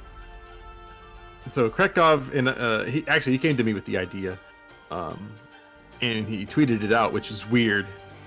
Like when I looked at it, so what ended up happening was NecroXIII was like, "Hey, Necro, like I'll draw for you if you make this video just talking about feet." Oh, that one. That one. Yeah, that one. He's like, "You're gonna make it about feet," and he's like, "Just make it about like just make it like a why are feet bad or something like that." And I was like the problem with feet, and it's like, okay, yeah, I can do that. It was supposed to be like a shit post, and then like I took it like somewhat seriously that it was like a shit post, but then some people were like, "Well, what about these parts of the body that sweat?" Yeah. Like, I didn't realize you walked on them for like 8 hours a day or more. I found the piece. It was in between my chair. At least it was not gone forever. Oh, that would have been a catastrophe. But now I gotta make sure that I put it on a surface that I won't lose track of again. But yeah, the fact that people actually got tilted because of that was... Dude, it was weird to me. It was funny. It was absolutely funny. And so like that happened, and I thought it was funny, but my weirdest thing was the people that saw it. Mm-hmm. A lot of them were porn stars as well, like Ella Hollywood. Is that the name? Ella Hollywood saw it, and I was like, wait, now this person knows who NecroXIII is. That's weird. I'm like, whoa. It was very strange to me to have that weird interaction moment. Yeah. But so just recently I was in his Discord server. I was just kind of hanging out in there, whatever. Right. And he was wanting he approached me again with this idea, because I was gonna make another one anyways. But he approached me again with the same idea. And just to do like a different body part, or to do like an extended like foot thing. Mm-hmm. And I was like, people have been asking me if I'm going to do another one, and Jeans had actually suggested that I throw the man himself in there, so he wanted NecroXIII to voice over some lines too, for his OC, for the crackball guy that's just kind of standing back there, right? And I was like, that would be funny.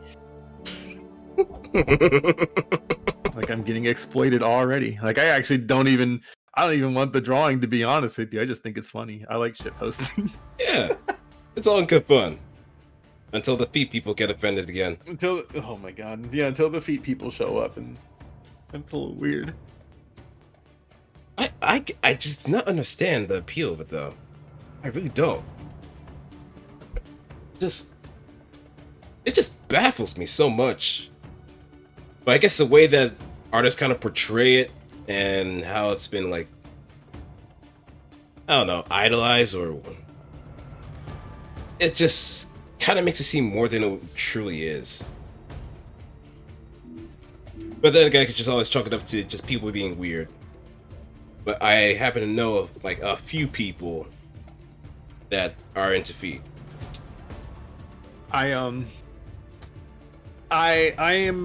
almost a person that will probably like every part of the body, as long as it is like you have to either be in a shower, or like 2 seconds outside of the shower.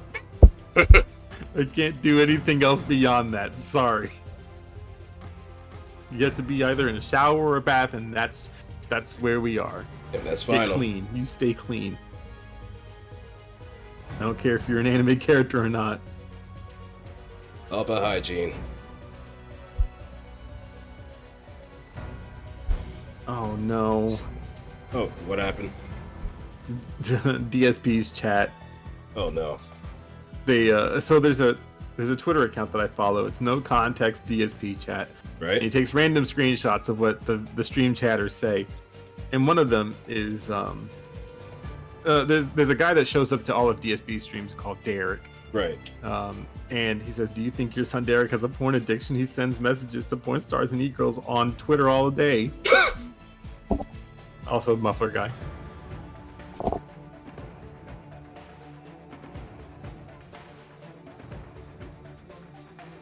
Huh, didn't hear him this time. It's just. Don't worry, he's going up the street. Don't worry, he's about to turn around. And when he turns around, that's when he starts. Just, yep, here he comes. Yep, there he is. See, you can just hear him every time. That's why I said he has pre-established lore in the Necro universe now. Uh-huh.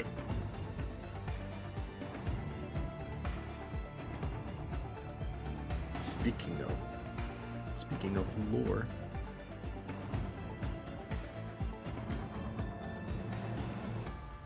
Time to post awful things on my not safe for work account. What kind of awful things? I don't know. Whatever comes up. That makes sense. Oh no. Okay, never mind. This wasn't as bad as I thought it was going to be.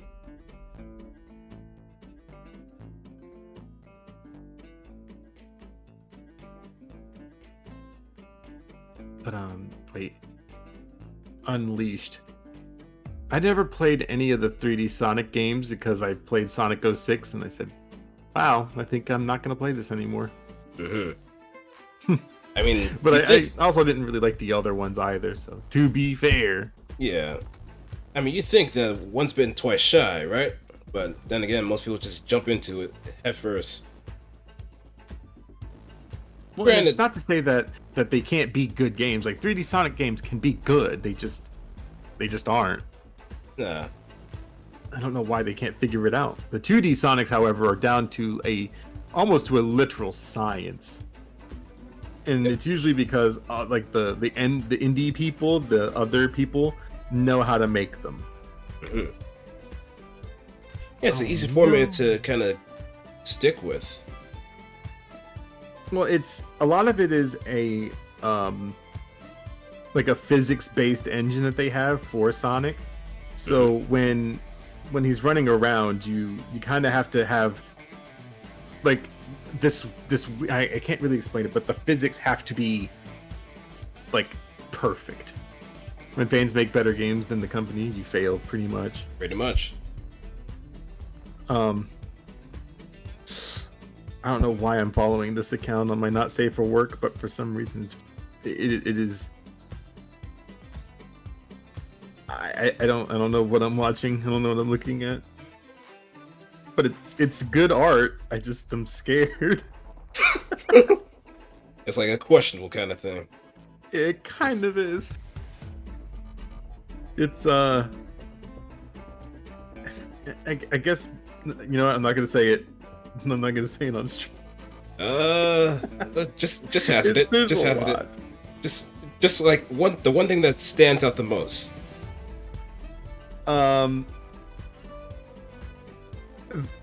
It's nothing. Oddly enough, it's nothing sexual. Mm-hmm. I mean, it depends on the person that you are, but I would say it's. I don't know. I don't know the best way to put it. It's all not sexual, but it's like there's some sort of tension behind it. There's like, I don't. If anything, just post in the DM. I might as well just take a look at it and see for myself. You know what? This will give you Give you a good look at it. Again, it's mostly not even like there's no nipple or anything in it. It's just, and that's like one example out of the many. Oh, I have a feeling where this might be going. Yeah, it's just that the whole time. It's just, yeah. Again, it's not bad. It's just very I wouldn't say unsettling, but what would be the best way to see, it's not me. It's not just me. It's you know, it do be a thing. Yeah, that's pretty much how we can kind of wrap it up as is. Oh no. I don't know, man. Stress it. Don't stress it.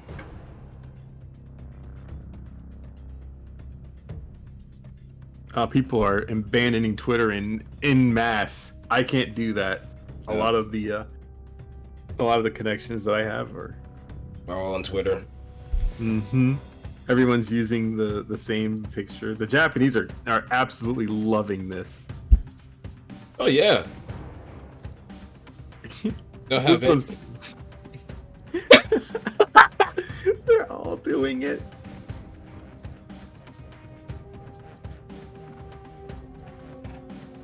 Yeah, Gura's almost at 2 million subs on YouTube. What a champion. Yep. She'll be the first HoloLive VTuber to reach 2 million. Well, she'll be the first VTuber in general, I think. Yeah, maybe. Yeah, because I think like right below her is Shirakami Fubuki. Kizuna Ai is technically a VTuber. Yeah. She's more the idol aspect of it, though. She hasn't really been doing much, though. She's slipping into obscurity. She's trying her best to stay as relevant as possible. Yep. Gargura is the thing. These HoloLive stars are the ones. Mm-hmm. I feel like Kizuna Ai, like she has 2.88 million subscribers, but I think her numbers are kind of stagnated. Yeah. Her videos, at least in the past, let's see, maybe they're updated after this. In like the past week, they've been below like 100,000. Mm-hmm. One other video, which was her music program Hello World 2020 special, that had Teddy Lloyd and other people in it, was 334,000. But that was like one of the last major ones until you get to like 3 weeks ago, and it was 200,000. Gargura's, all of her like streams and videos, all have pretty much over, if not close to 400,000 and above. Yep. Which is insanity when you see it. Yeah, and I was kind of expecting it to be like the low hitter out of like the 5. No one had faith in the shark. A lot of people were really into Ina, but she's like the lower end of the group, I would say, next to Ame. Yeah, well, I mean, Ame, like they all have their gimmick. Yeah. Ina is just the nice one that makes art. She's not very combative. She just has fun. Yeah. And that's what people go to her for. They go to her for fun. Yeah, for the chill stuff, pretty much. Mm-hmm. And then you get Gura, who is just really good at rhythm games, and when she plays like Muse Dash, like I can't do it. Yeah, just like I think the last time she did like Muse Dash, she was like full comboing a good number of songs too. Mm-hmm. And the funny thing is, like, unlike her debut game, Maneater, she was like having a lot of trouble. Like people were backseating to no end.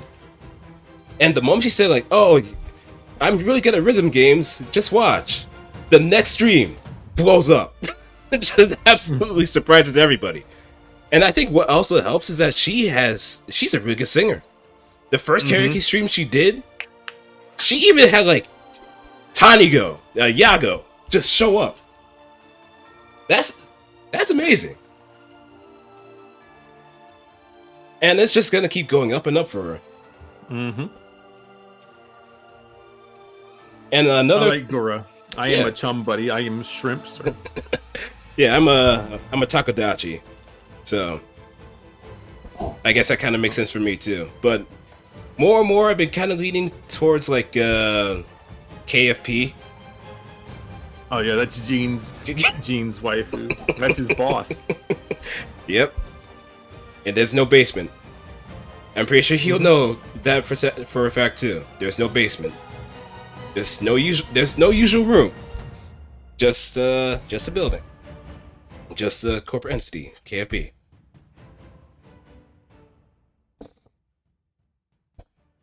And here's another thing too. With Kiara, like she kind of had it rough the first few streams. Oh yeah. Like she even broke down a little bit too, but with the holotalk stuff and everything else, she's definitely come out of her element too. The fact that she's multilingual, can speak like German and Japanese fluently, that's a talent in itself.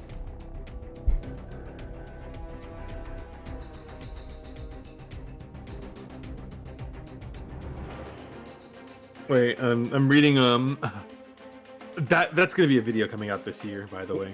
I was looking at these replies from our wonderful friends over at Funimation. And I think that I was already gonna do like a Crunchyroll video, but I can do both the Crunchyroll and the Funimation video. That won't be hard to do. It's just I really didn't think that this was that bad. We'll see.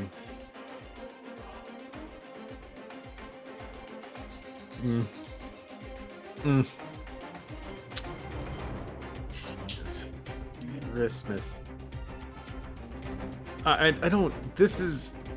I'm just gonna send this to you. Doesn't matter. There's a bunch of screenshots there. Have fun. You can watch those later. It's amazing. But you know, that's what I'm doing right now. I know we hit like the 2-hour mark, but I'll let you get back to building things in the solitude.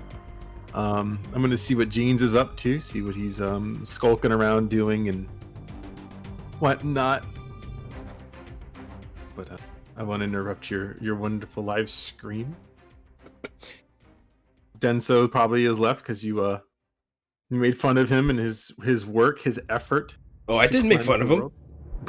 I did make. He's probably just busy with something else too. So. Yeah. Oh, there he is. There he is. I'm just kidding. He's like, wait, when did that happen? I mean, no. We both understand the importance of TADED from Fine Game Girls. Mm-hmm. So we understand each other pretty well.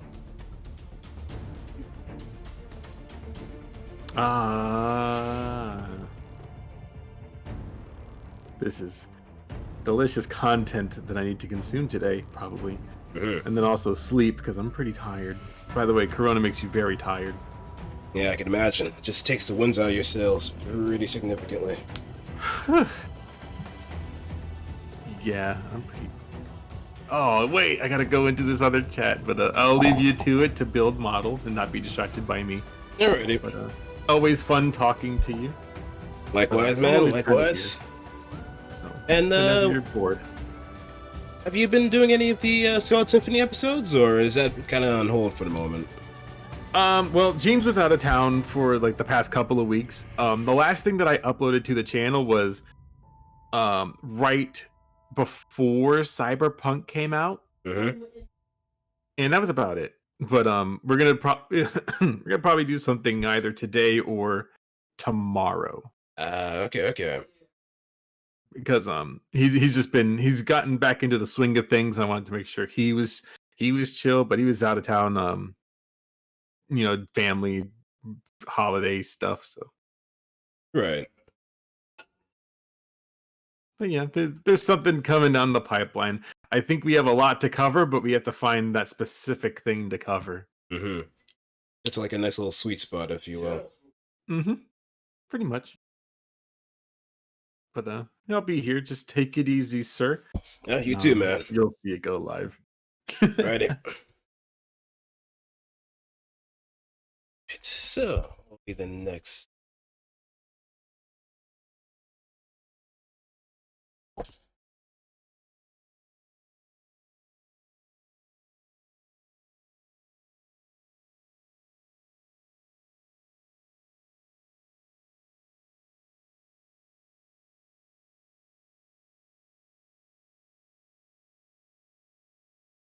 So some Sui.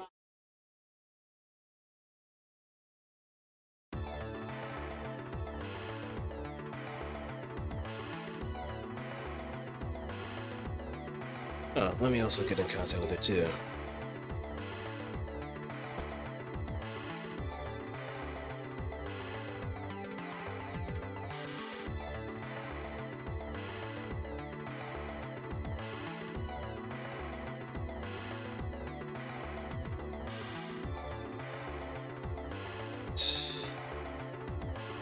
Alright, so torso unit is somewhat done. The only thing I don't have is the LED unit.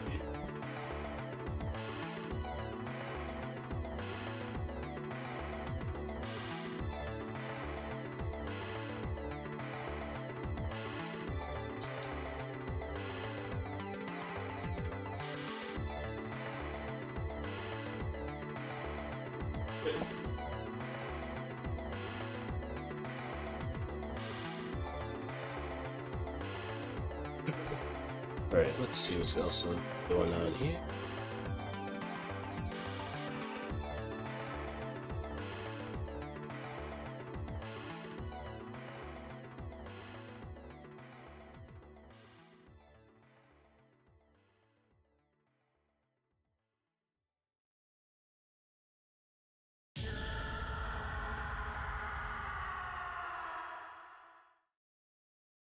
That's an introduction.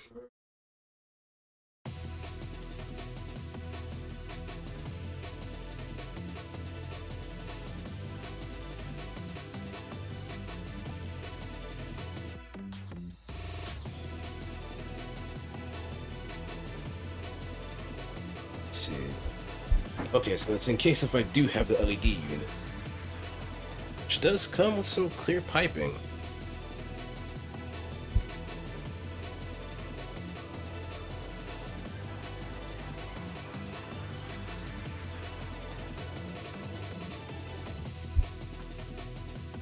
But since I don't have an LED unit, at least I could do is leave it hollow. That's the only thing I can do.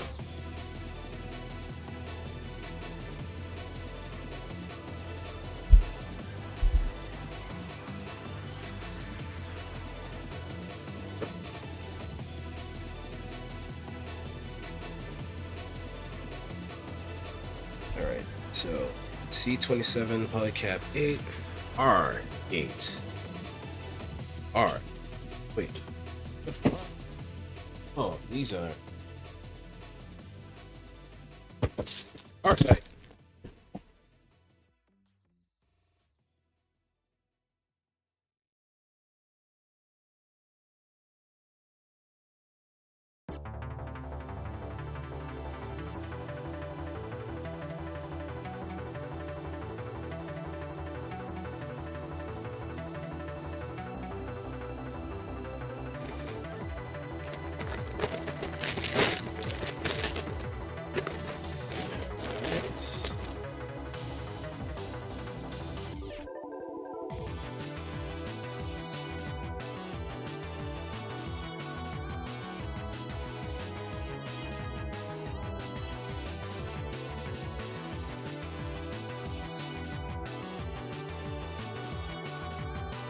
There we go.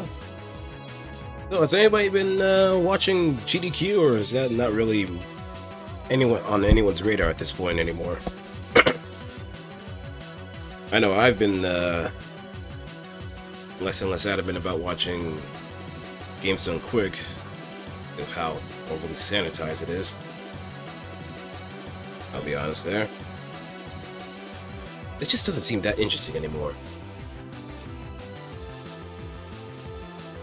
I wonder if there's going to be another one of those shmup segments too. Hopefully there is. That might be the only time I might swing by for the stream and see what's going on.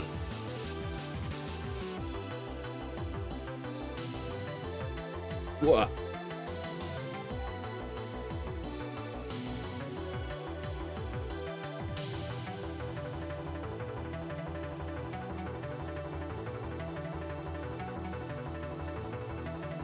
Hey, what's good, Raven?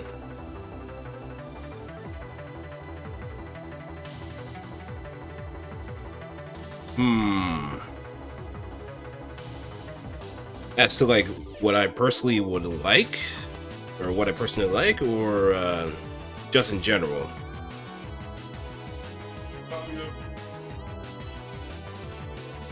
Because I kind of grew up with Zoids more.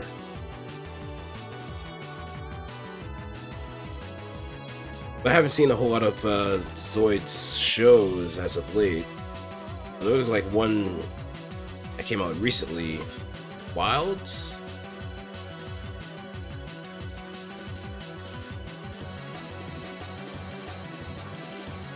Uh-oh, dropped it.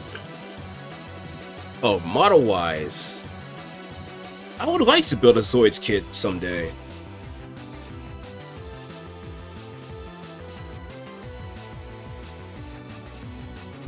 Yeah, I would like to build a Zoids kit one day because I've never really touched on those before. Maybe a while back when I was a kid, and I had no concept of what a model kit was. That I built like one of those mammoth Zoids. I remember that one in particular because it had that special gimmick where if you put some batteries into it, it moves on its own.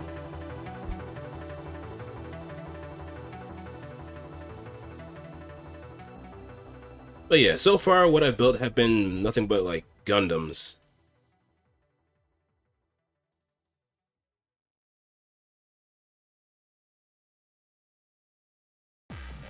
But also good to see they're finally back too, and with a new PC as well. Was something wrong with your old PC, or you just felt like you needed to upgrade?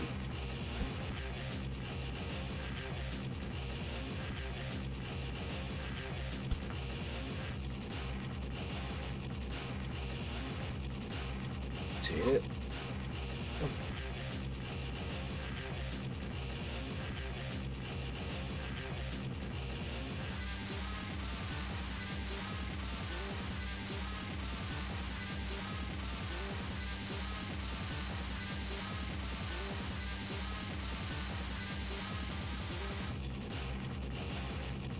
Ah, okay.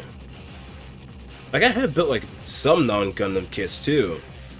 Like the most recent one that I did was the Gar Lion.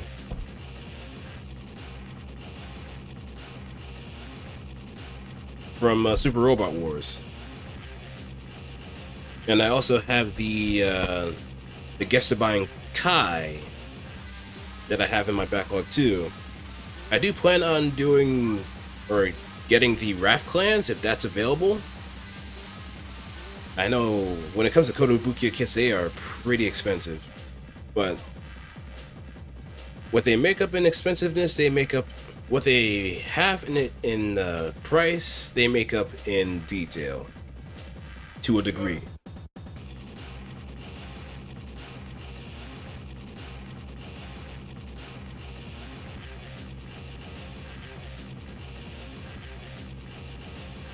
Okay, maybe I need to.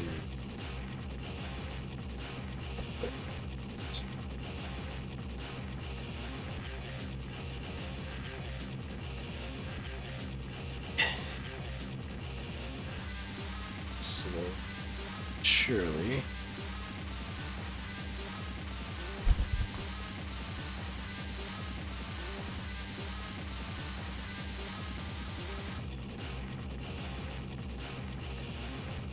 There we go.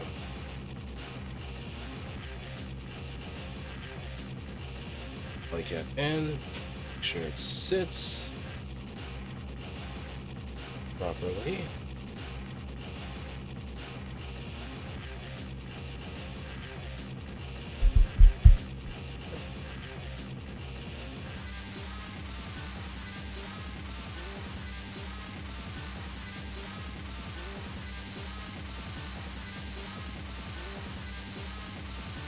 To get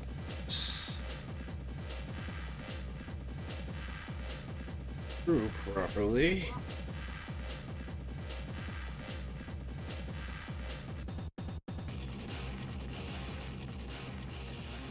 Alright, Raven. Thanks for stopping on by. Oh, hope to see you again too. Let's see if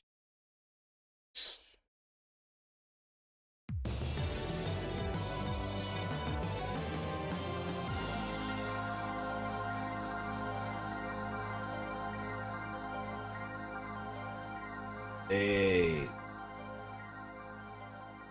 that's a leitmotif. Because this was also in Dodonpachi. Dodonpachi Daifukatsu Black Label Arrange. Yeah!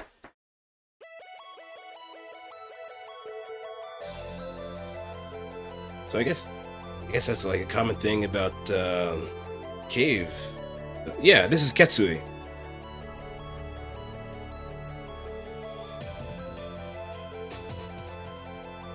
Okay, I feel like I'm doing something wrong here.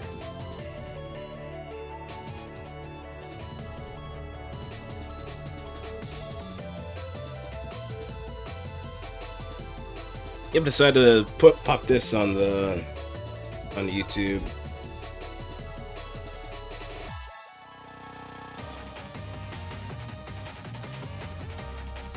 So J10 to probably down. So I am on the right track.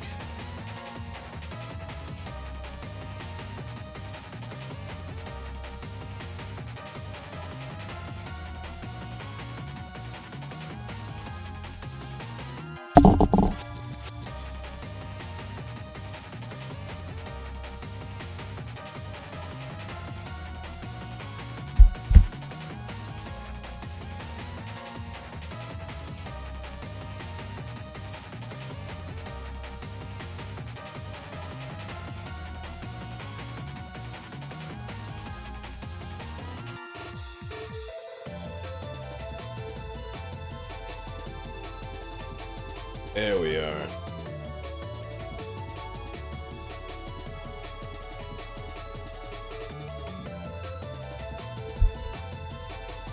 Alright, now J20.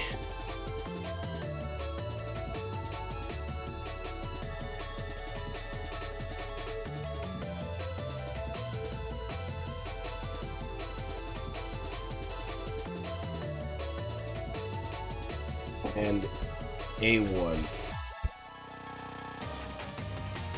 I think I might stop the stream after I'm done with the head, just to kind of cap off some progress at least.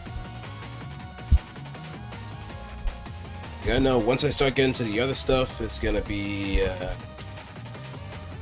quite the arduous task. That might take a little bit more time. Well, I can't say arduous, but it's gonna be some. Well, I haven't touched the ones that I've downloaded yet. However, they are definitely going to be on the next week's schedule.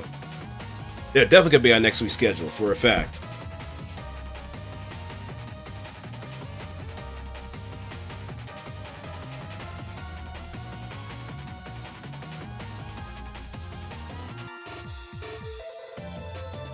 And along with another game that I've been meaning to to start too.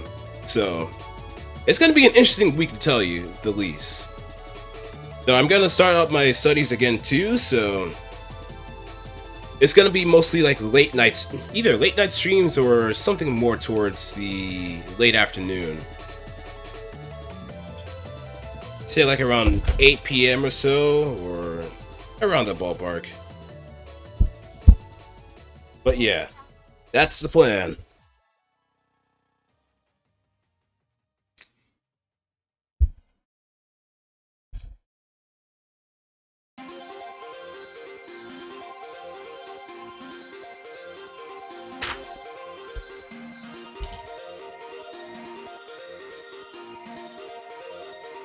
Okay, since it's done with LED unit. My side is going pretty good so far. How about yours, Acerg?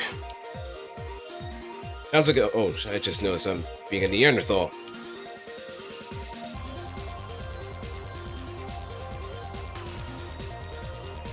Or I could just keep going. No, I could just keep streaming too. I might take a bit of a small break for some food and whatnot.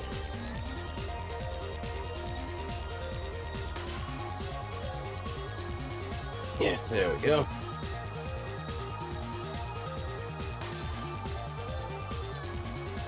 Yeah, what's up? Oh, I gotta cut these parts out. Okay.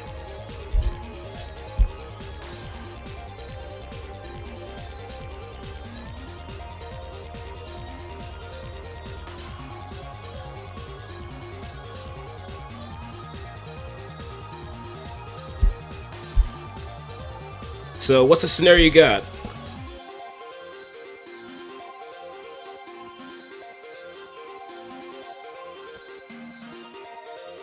Hey.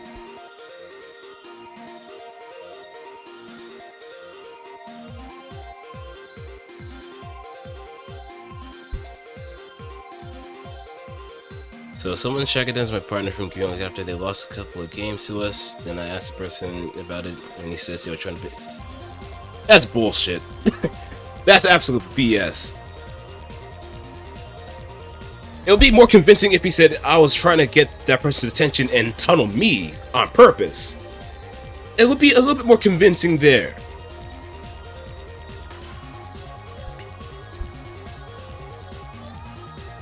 It's basically a bad manner movement. The Shargelguk dance. Or a Shagadan, as it's known as. You just rapidly move left and right. Similar to how Charles Gelgoop does it whenever he does the CSA. There's the actual version where if a character has like a CSA and CSB, they could do repeatedly and move around. That's pretty much it.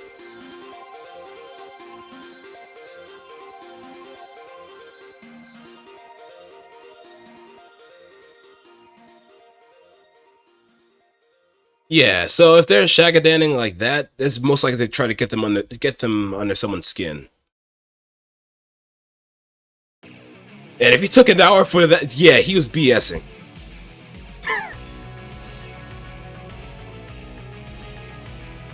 That person's BSing. Plain and simple.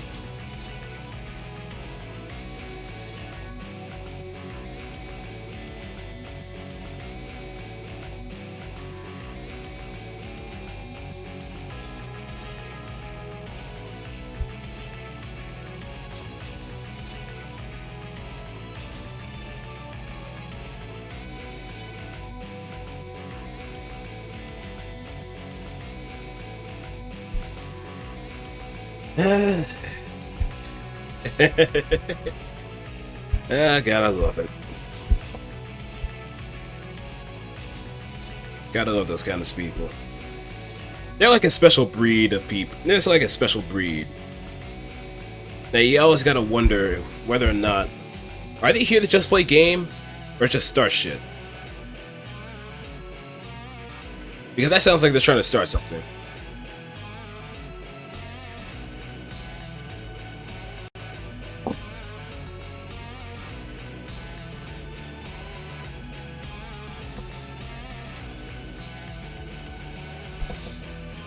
Is it a certain sun? That's all I'm gonna ask.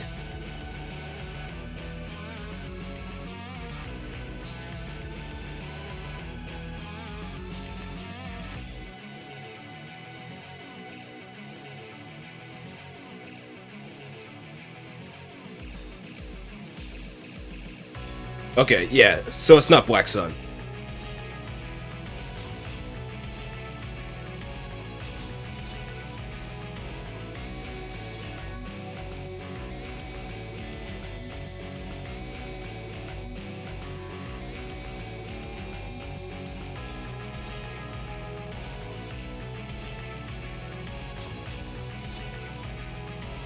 Ah, right. Yeah, that's right. He does have bad blood with you. But, But I don't think if they responded with I'm sorry if that triggers you. No. I mean, I am in like some Gundam Discords, but I barely talk there. I barely talk in those Discords. Not EE, not GER, GNR, none of them. I barely talk there. So, your guess is whoever you're talking about. I have no idea.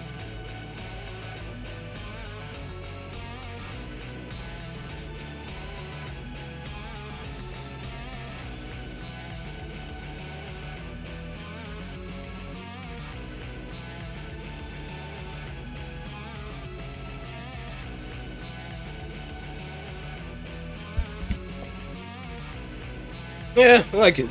Every now and then I do kind of pop into just like drop off my videos and stuff with relating to the podcast. But if I do like look for any genuine advice, I could probably hop in there and see if I could get something, especially from Riddler. But other than that, I just stay in my lane.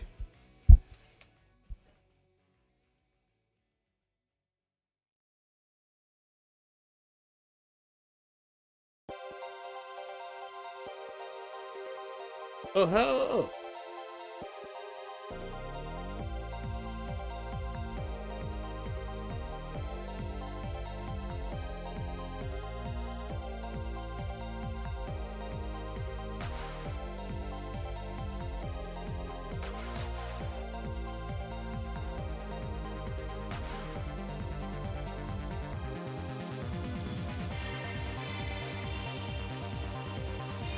What? That's odd.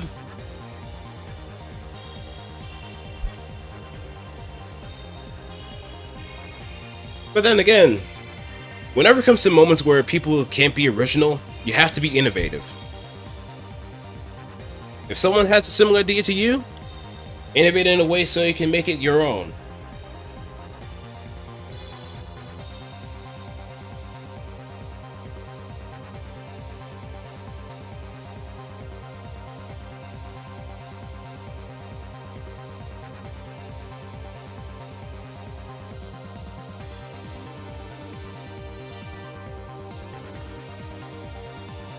Alright, let's see.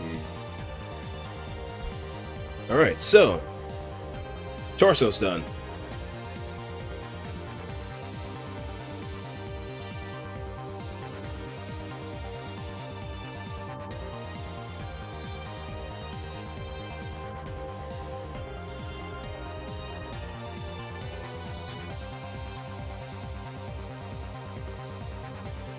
I just hope I don't have to take this apart.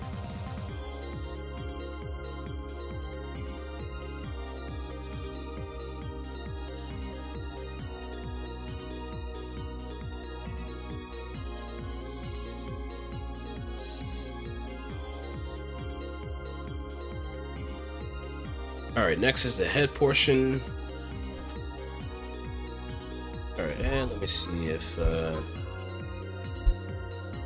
is... Oh.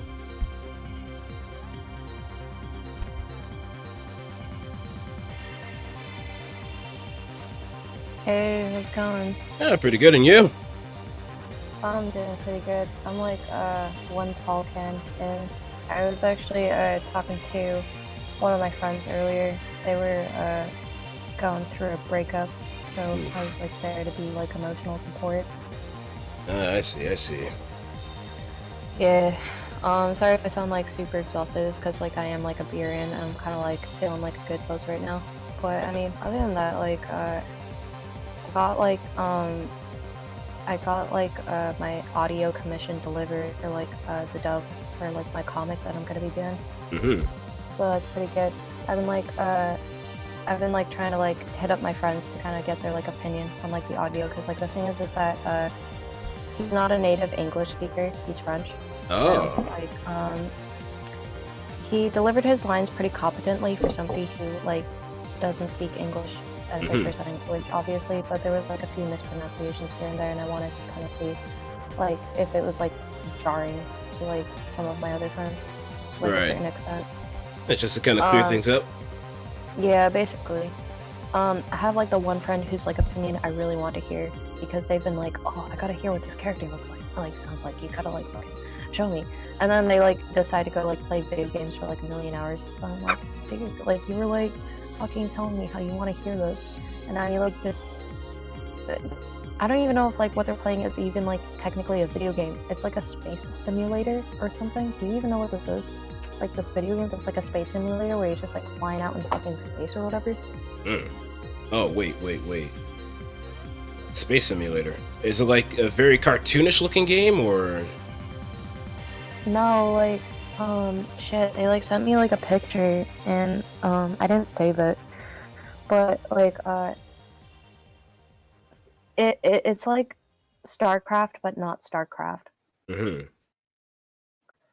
I don't know, I'm a huge fucking normie when it comes to certain PC games, so I couldn't fucking tell you.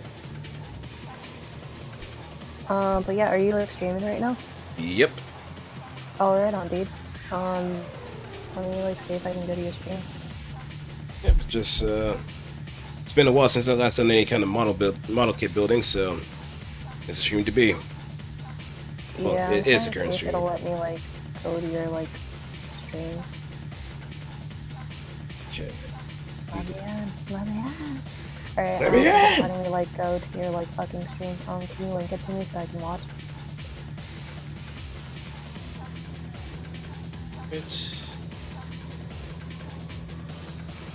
Yeah, just like drop me a link and then I can like watch what you're doing, like turn off the audio. What kind of model kit are you working on? Just something called a High New version Katoki. It's a master grade, so it's a pretty hefty one. Ooh, fancy. A lot of different parts, a lot of small parts to work with, but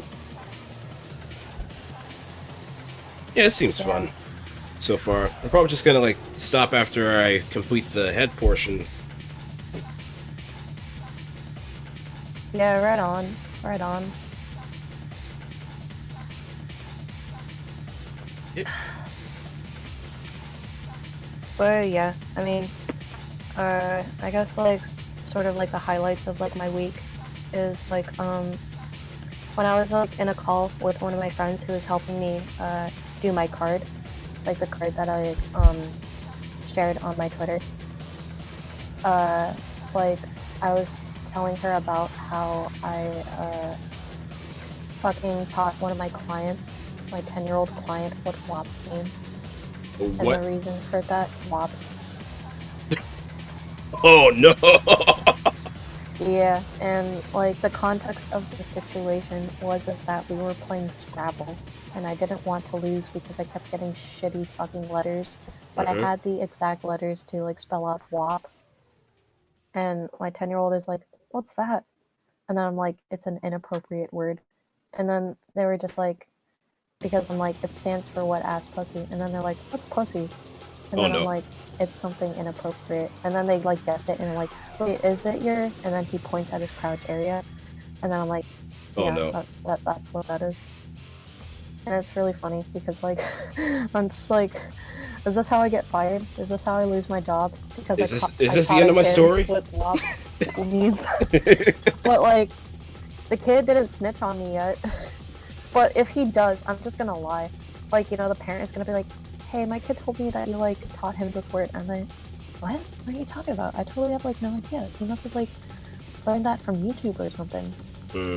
Because like the parents like have gone on the record to tell me that the kid kind of lies. So I'm sorry, kid. You know, if you snitch on me, I'm gonna fucking deny it.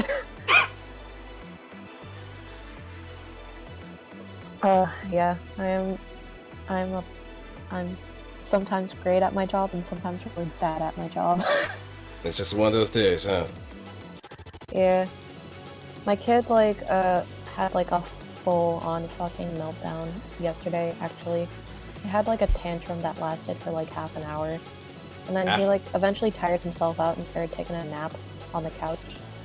So then, excuse me, I'm fine burpy, people are drinking, but eventually I just like used up whatever time that I had left at work to like talk to the parent and like, you know, talk about like the types of like behavioral strategies that I was implementing, blah blah blah. And then and then she was like, oh, my kid is like really hyperactive but doesn't like always want to play sports. And I'm like thinking, okay, this kid likes video games. Right. Maybe like we could incorporate his love of video games into like a physical activity. So then I was like, oh, like what kind of music does your kid like? And then she's like, oh, he likes pop. And I'm like, great, because there is a video game called Just Dance, or DDR, like Dance Dance Revolution. And that is like a video game that is also a physical activity. And then I was like showing her videos of like people like breakdancing on the DDR pad, because I'm like, yeah, because, you know, in case he's just like, oh, I don't know if this game is really cool, because like the thing is that like when you want to get like a kid interested in something, you gotta show them like cool shit. Yeah. So I'm like, breakdancing on like the DDR pad is fucking cool. I think it's fucking cool. I don't know, maybe I'm a fucking boomer and maybe that's not cool anymore. I mean, some people still breakdance in parties, so it still has its place. Yeah, for sure. So I had like literally just like sent a text message to the mother, like, because I was like looking up like Just Dance, and I like didn't realize that it was for the Nintendo Switch. So I had like sent her like a text message to let her know that like Just Dance is like available on the Switch, because she told me she had a PS3, and like to my knowledge, like PS3s are like backwards compatible with PS2 games, right? Only the fat ones, which are kind of out of production. Oh fuck. Yeah. Okay, so then that's a good thing I had texted her about the Just Dance for the Nintendo Switch then, because I was under the impression that like, because like PlayStations have always had a history of being backwards compatible, so I just like thought, oh, logically, the PlayStation 3 must be backwards compatible with PS2 games. I mean, I think they started like phasing that concept out as time went on. So I guess after like the PS3 in its later years, they decided to just scrap that. So the only way you kind of the only way you can kind of play PS3 games is if they put them on like the PS4 Play Store or anything of that sort. Yeah. All right, I see. But yeah, I think like I made the right call about like texting them like the Amazon prices for like the Just Dance and like the Nintendo Switch then, because like even though I know the kid likes pop, I don't know if they would be like into like fucking Japanese hardcore, like, you know, those fucking like DDR levels that goes like yeah, fucking crazy shit. That's definitely boomer stuff then. Oh yeah, I was definitely being a hardcore boomer, because I'm like, I used to play DDR a lot. I love DDR. Maybe he'll like DDR. But yeah, I think like Just Dance was actually like the right call. Yeah, it's like it can range from like different songs too, and it's mostly like a lot of modern songs, modern pop songs. So you can't really go wrong. Yeah, for sure. Like, yeah, it's definitely like a learning experience, you know? Like a lot of like what I do for a living is like, you know, being relatively up to date with like things that kids are interested in. Like fucking Roblox, Minecraft.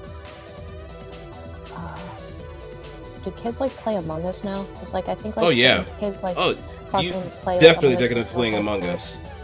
Yeah. I mean, I think that's like a cartoony aesthetic, if you will. Yeah, because like there isn't like really any violence or blood in those games. Like when you kill like somebody in Among Us, like they just die. They have like a death animation. Yep. But it's not like bloody. Yeah, it's not absolutely gruesome. Yeah, that's all that really matters. Because I mean, you know, kids aren't fucking stupid. They understand the concept of death and like dying in video games and shit. Yep. But yeah, I mean, that's kind of like how my day went yesterday. Had a kid that had a full-on tantrum so hard he went to fucking sleep, and then I went to go talk to the parent for like an hour. Oh yeah, okay, yeah. Densuo was just like, yeah, the kill animations are mostly silly. Yeah. Yeah, I figured as much. I think some old references too, like The Thing or something. Mm-hmm. So it's really gonna fly over someone young's head, but they're definitely gonna pick up on the idea that, oh, someone died. Got to figure out who's the killer. Right, yeah. But I'm also kind of hesitant to like suggest like Among Us to like the 10-year-old because like the imposter kill montages are on YouTube. All right, yeah, get to know, dude. Yeah, I'll definitely check that out. Thank you, Densuo. But yeah, like because I've heard like horror stories of like kids that will like go into like online lobbies on like Among Us, and then like fucking predators will just be like, "Oh, this is my chance." Oh yeah, that's definitely a red flag. Yeah, that's why like I made like a suggestion that like Among Us, like because like the whole thing is that because like it's COVID time, like kids can't like go out on like play dates and stuff, but they could be like on they could have like Zoom play dates, if that makes any sense. Yeah. So I'm thinking, oh, maybe if it's like a 10-year-old with his like other 10-year-old friends, like they could be playing like Among Us together or something like that. Yeah, something more contained. Yeah. And as long as like the parents are like in the vicinity to kind of keep track of what's going on, yeah, it's all that kind of matters. Yeah, for sure. Because you know damn well that people are not. Most parents nowadays aren't really good with like the supervision aspect on the internet. Yeah, because like kids are actually like super smart. Like they know about like those types of websites that can like hide your IP address so that you can like get behind like you can like pass like the parental controls and watch things that you're like not supposed to watch. Pretty much. Yeah. Yeah, it's definitely like a learning process for me too. Like keeping that in mind. And you know, just like trying to kind of like I don't know, maybe it's just like a personal thing for me, but like I just get like very invested in my clients, which like, you know, there's supposed to be kind of like this distance between like having a professional relationship and not getting like too personal. But you know, I always like really want what's like good for my kids. Like, you know, I try to think like, oh, what is like the kid movie and what are they interested in? Yeah, you care about like, your job. Kinda, like, yeah, like what kind of like video games would be like vibe with? I'm a boomer, so I thought DDR, but then I'm like, oh, but like Just Dance would be better because like even though there's pop music and like DDR, it's mostly like just like hardcore like electro house music. Yep. That's like in Japanese. Like you know, like Butterfly, like I'm a little butterfly. like that I already music. Feel old already. Yeah. Much older than I should be. Yeah, but at least with like shit like Just Dance, like I don't know, I didn't like look at the discography of like Just Dance, but I would assume that it would be like, I don't know, like Billie Eilish or some shit. Yeah, Densu was like, boomer. Might as well head into the tapioca line.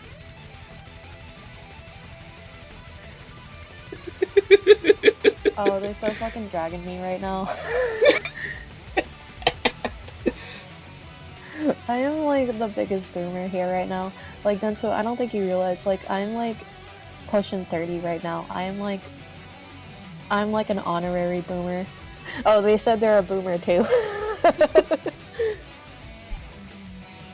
I mean, I feel like I'm one, but I'm 25. Oh shit, Denso, you're almost 40? No shit. Yeah, I think that must be like the oldest millennial right now. Like,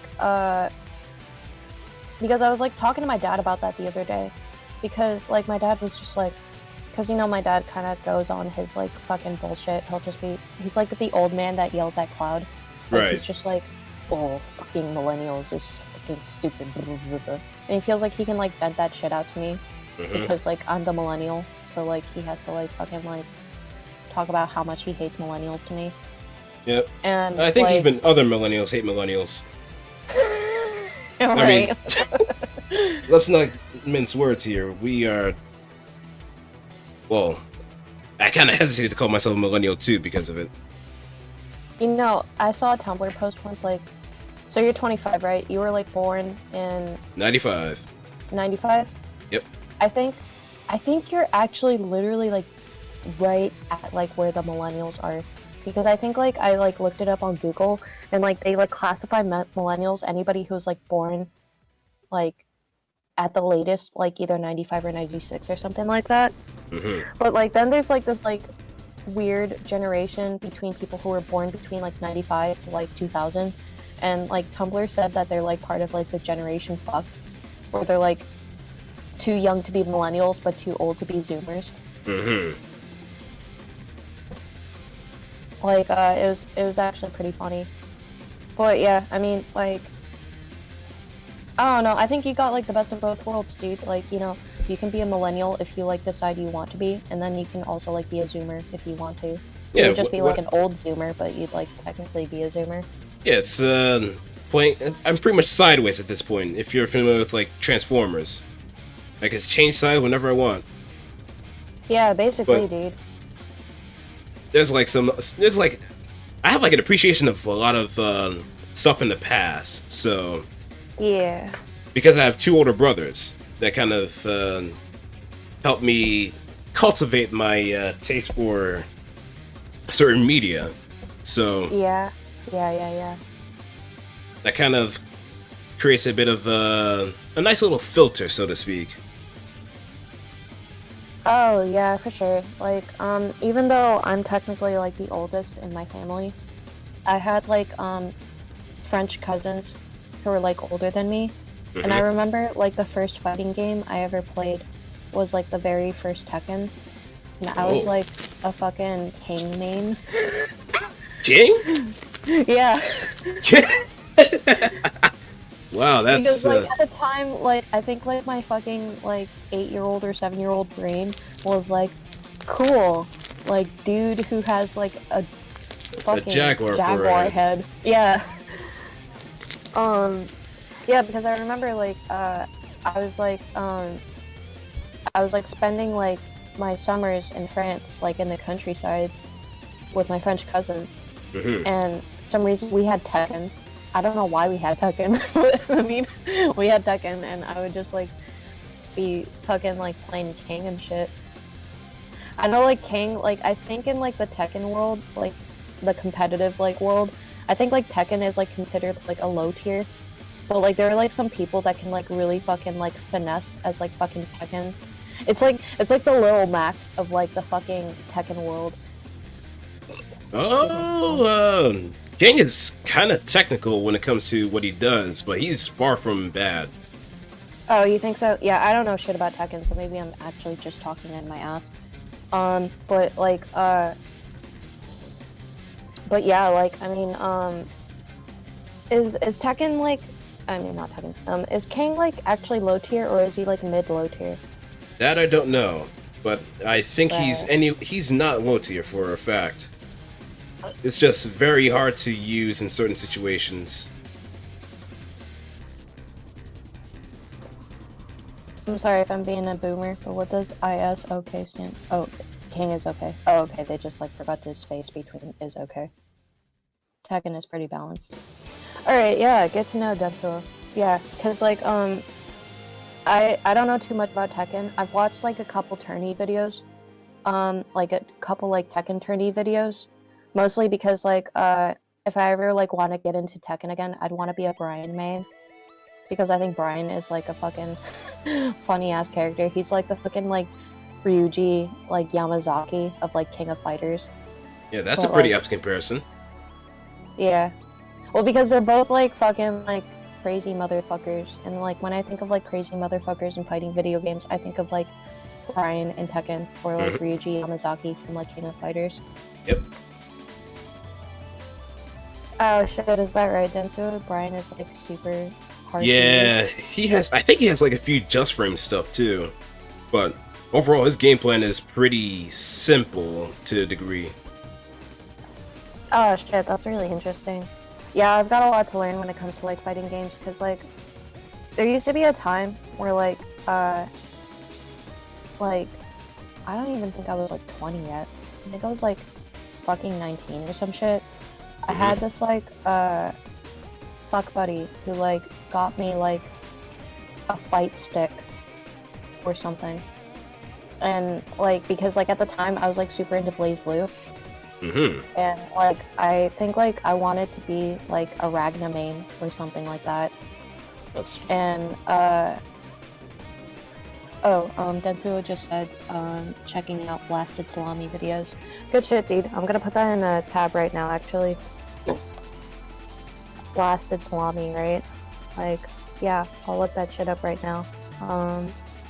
Blasted Salami Brian. Yeah, Tekken is a very helpful community too, so if you always have any questions, you just gotta know like the right players to ask too. What character? There's plenty of tech they could get your hands on too.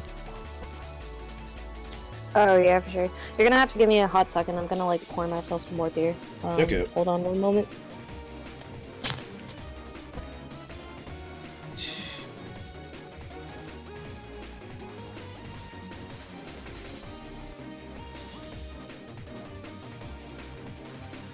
Right.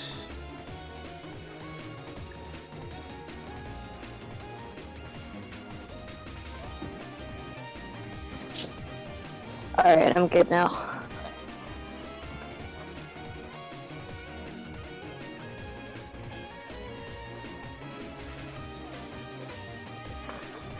But yeah, I mean, like, I don't really, like, consider myself, like, super, like, into fighting games, but, like, I would say, like, I know enough about fighting games that I know that there are, like, certain, like, techs involved and, like, techniques that, like, need to be employed when playing certain characters. Denso is, like, talking about, like, how Brian has a top-tier evil laugh. Yep, Fucking he does. feel it, dude. That's like my favorite thing about Brian, because like Brian has like the fucking craziest evil laugh. So does like Ryuji Yamazaki. Like if you look up, like I'll type it in the chat right now, I think if I can, like Ryuji Yamazaki laugh. Yeah, like by the way, like my username on Gamer Sparrow, I can't fucking change it. I can't fucking change it, unfortunately, because like Twitch is like that.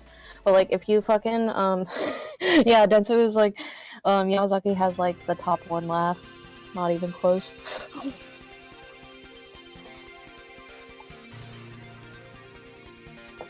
Yeah, like Ryuji Yamazaki has like the craziest fucking like voice acting shit I've ever heard in my life in like a fighting video game.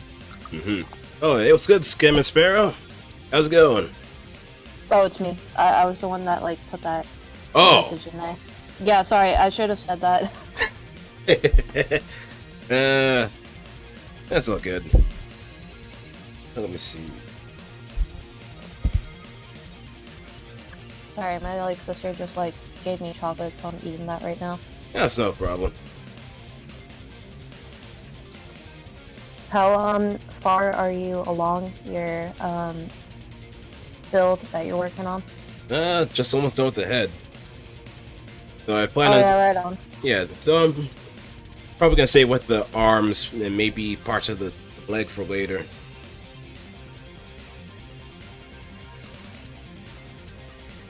Yeah, for sure. Good shit. Good shit. I like literally like don't know the first thing about like building Gundams, but like I can still appreciate like I think it's like a skill set all in itself, because if you gave me that fucking kit that you were working with right now, in the fucking manual, I'd be like, what the fuck is going on here? Oh, that's what I had to run into when I first got into the hobby, but after a while, it's pretty fun. Oh yeah, for sure. I bet. Yeah, it's just also once you start going to like other like non-Gundam series kits, that's where the real fun shines too. Yeah, definitely. I actually like remember like a long time ago on like my DeviantArt account, I like drew some like horny fan art of Ryuji Yamazaki actually. I wonder if I could actually find it. You have to look into the vault. Yeah, because like this one like DeviantArt account that I have is like real fucking old. It's like 11 years old. That's how you know when you're a boomer. Like when you have like a DeviantArt account that's like over 10 years old. Yep. Well, I didn't have one myself, so I guess I wasn't really much of the artsy type either. Yeah, for sure. Like, here, I just found it. God, this art is so fucking ugly. Yeah, here it is right here. I don't know if you even want to take a moment to look at it. Oh.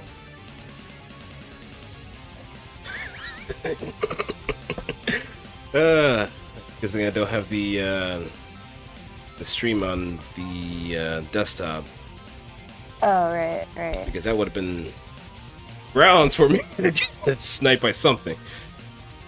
But, oh yeah, sorry, I'm not trying to get your channel deleted by posting my horny Ryuji Yamazaki fan art. My bad, dude. You could have told me that. I mean, it's not that bad. I mean, it's not. It's not. After like 10 years. But there's definitely progression.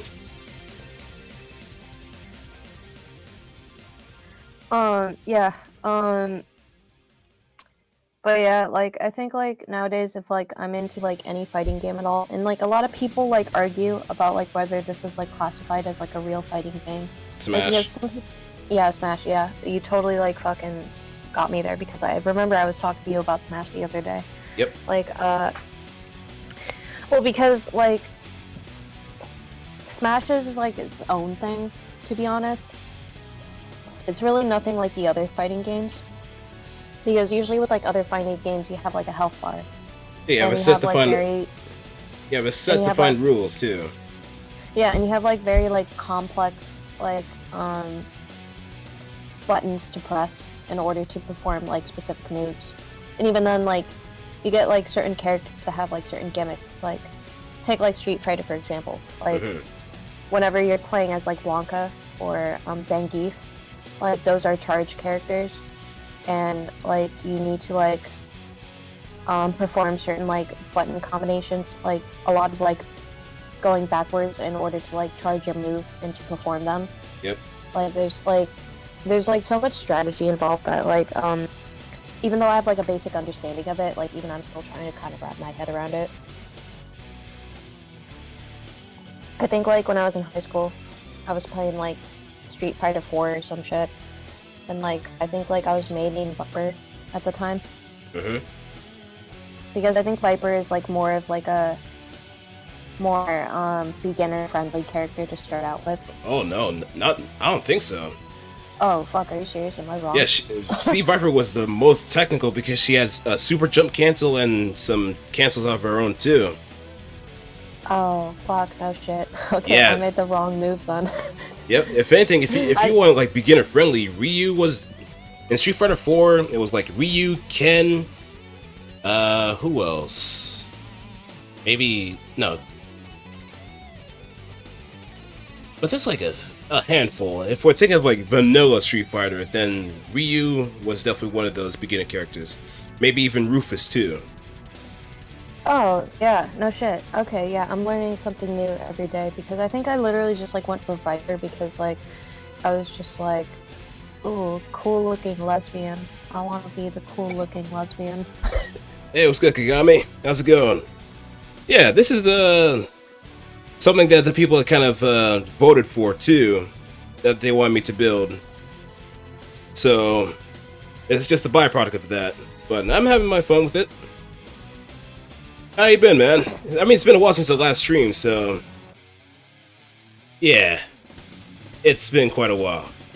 I've been just busy with some other stuff too, so it hasn't really been giving me a lot of opportunities to kind of come up with some of the stream. But I'll make up for that next week. There's definitely going to be some shmups in the category, some other games, especially one in particular that people have been asking me about almost frequently. And I'm pretty sure... I just noticed that you've almost been streaming for 3 hours. Oh yeah, I've gone longer. Oh shit. I've gone longer before. I've actually done like 12-hour streams at some point, but just mostly save those for... I don't have like that kind of fucking attention span to like fucking work on a thing for 12 hours. A lot of respect there. Yeah. Though, I know like one of the 12-hour streams I've done, my body was kind of like starting to fail on me for a little bit.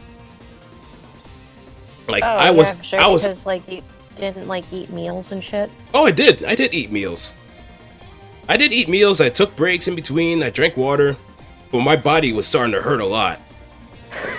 Yeah, dude, because you're like fucking sitting there. I've fucking been there because like even though I don't like do kits and shit, like I'm an artist. So like I know what it's like to like draw for like long periods of time, and like your fucking ass starts to hurt because you've been like sitting in the same fucking place for like a jillion goddamn hours.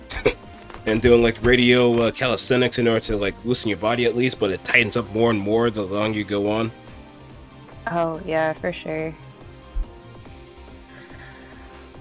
I'm actually gonna check my Discord real quick to see if like my friend is like...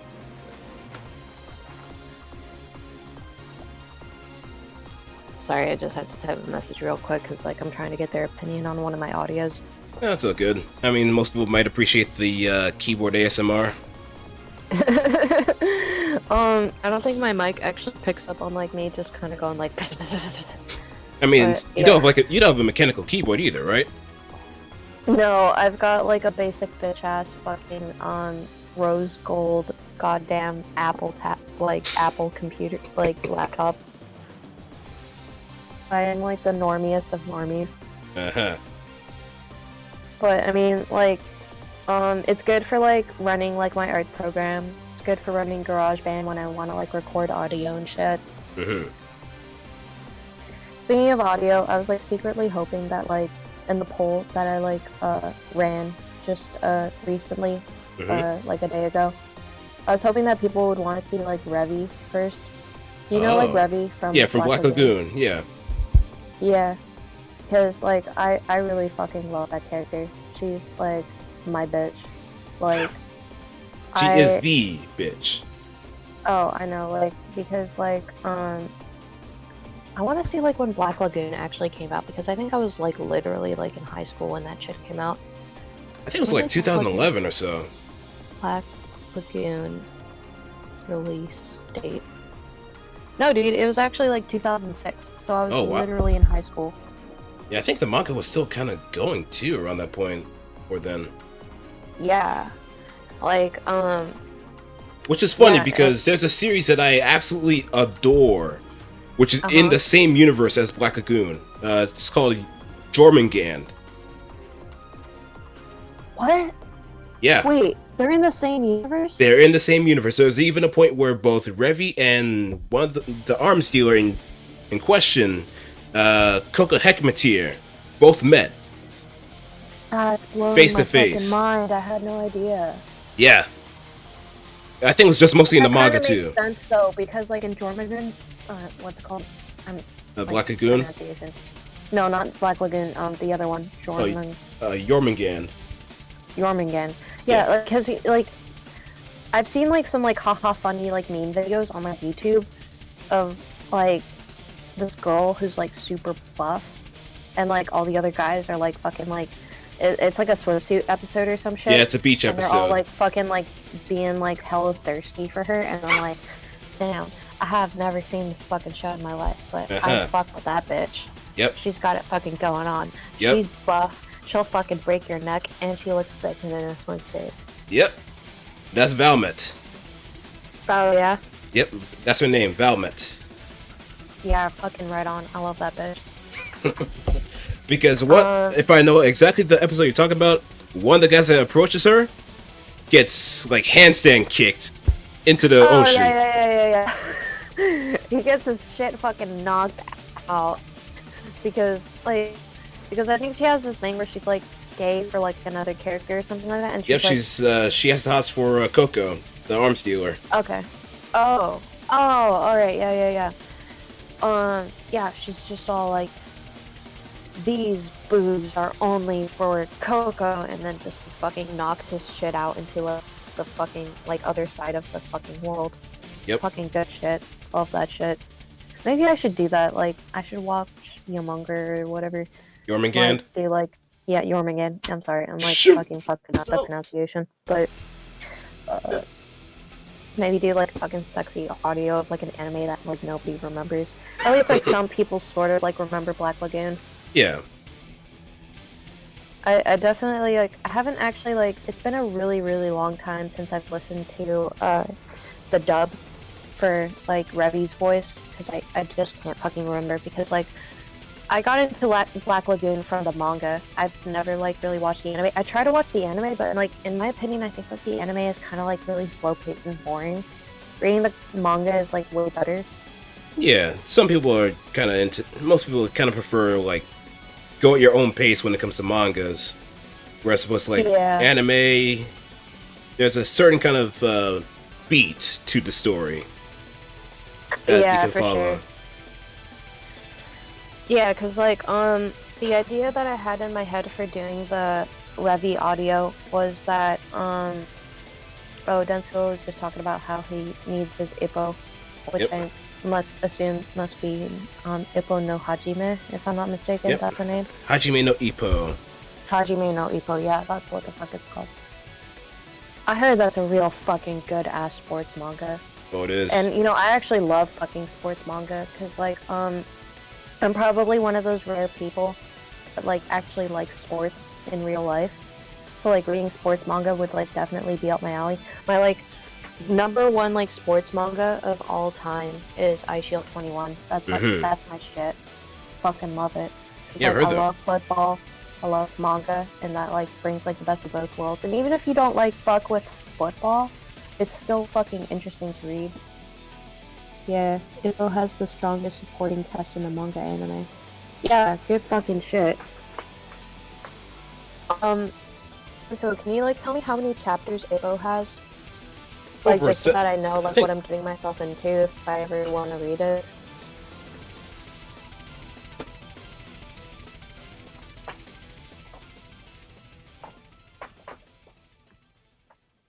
Because I know like iShield 21 like capped at like maybe 340 chapters or so. Oh, it's well past like 1,000 chapters. Jesus Christ, that's like longer than fucking One Piece. One Piece, yep. I'm sorry, dude. I don't know if I can do that. Well, it's a commitment for sure, but it's well worth it. Yeah, for sure. I can appreciate like Ippo for like what it is, though. Yeah, like, but yeah, like when it comes to sports manga, I can just watch the anime. Yeah, I might just do that. That'll be like on my bucket list. That's good to know that the anime is faithful to the manga. Like, you know, there's just like so few anime out there that like deviate from the manga that like can really be successful. I don't know if I can really think of any in mind.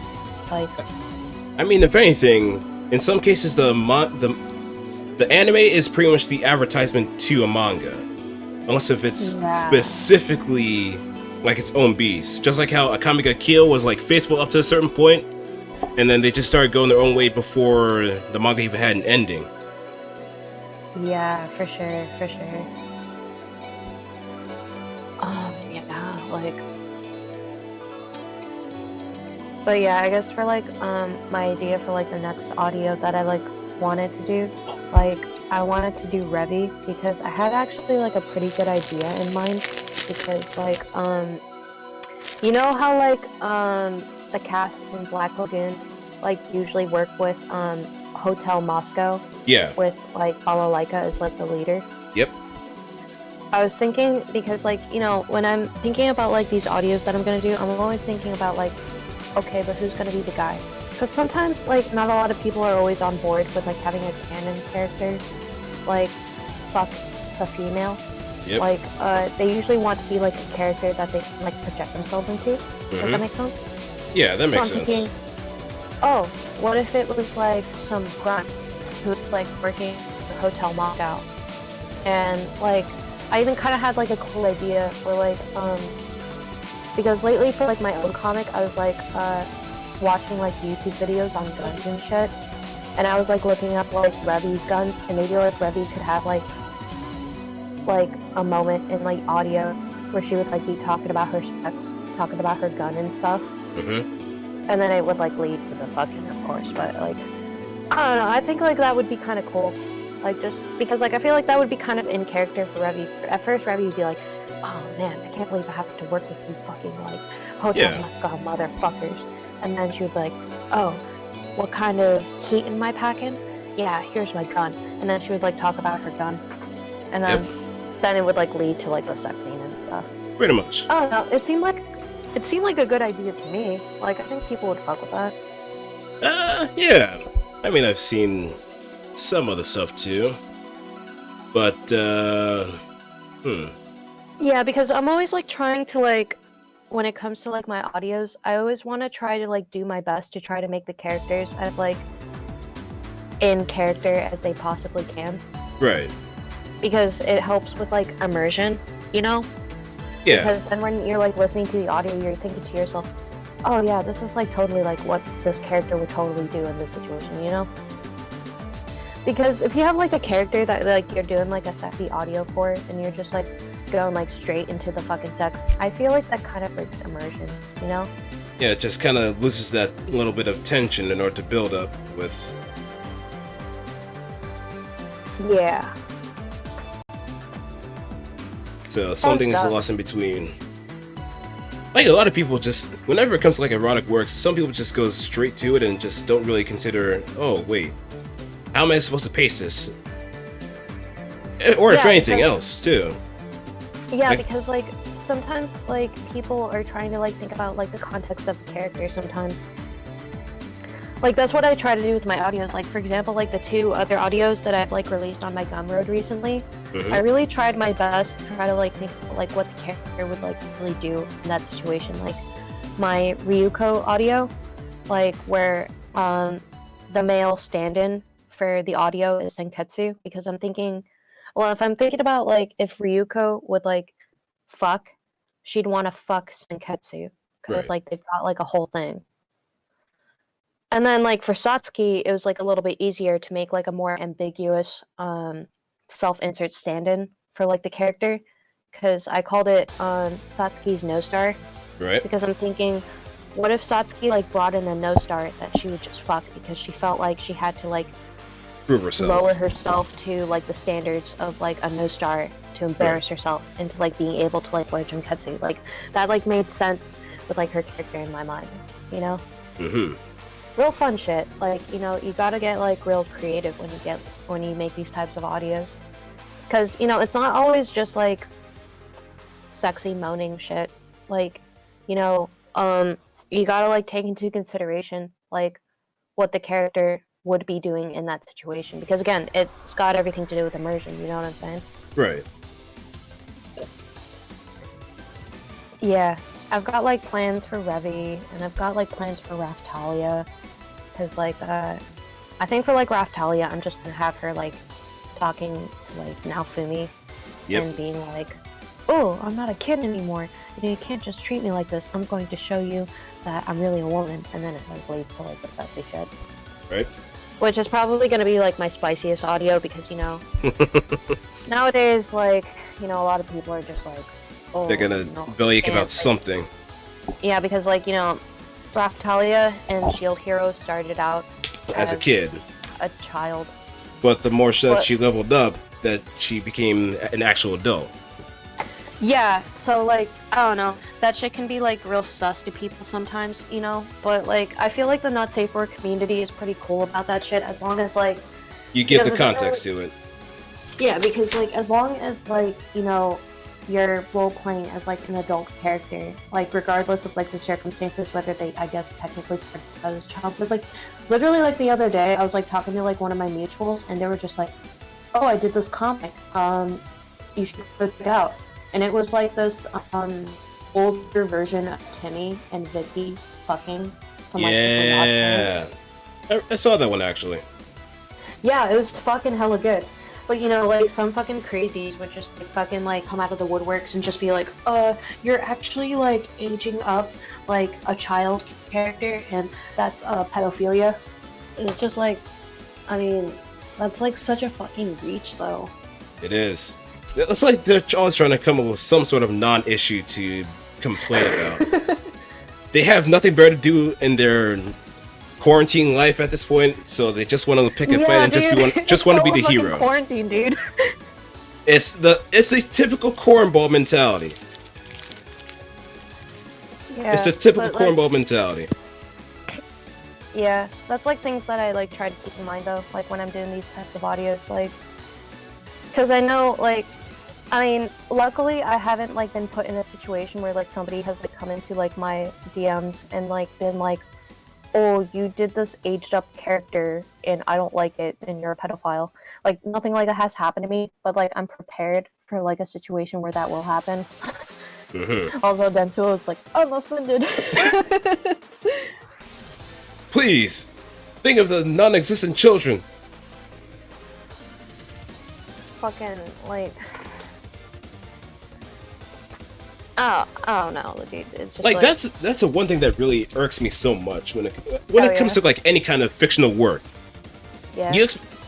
Whenever it comes to like anything that's like on more of like a mature scale, your audience tends to be people that understand the context. Right. Or have the ability to process what's going on. Right. Then you have people that think that because it's children on the internet, you should shield them from everything and anything possible. Right, when it's clearly meant for someone that is within that age range. It's clearly meant for someone that's within a certain age range.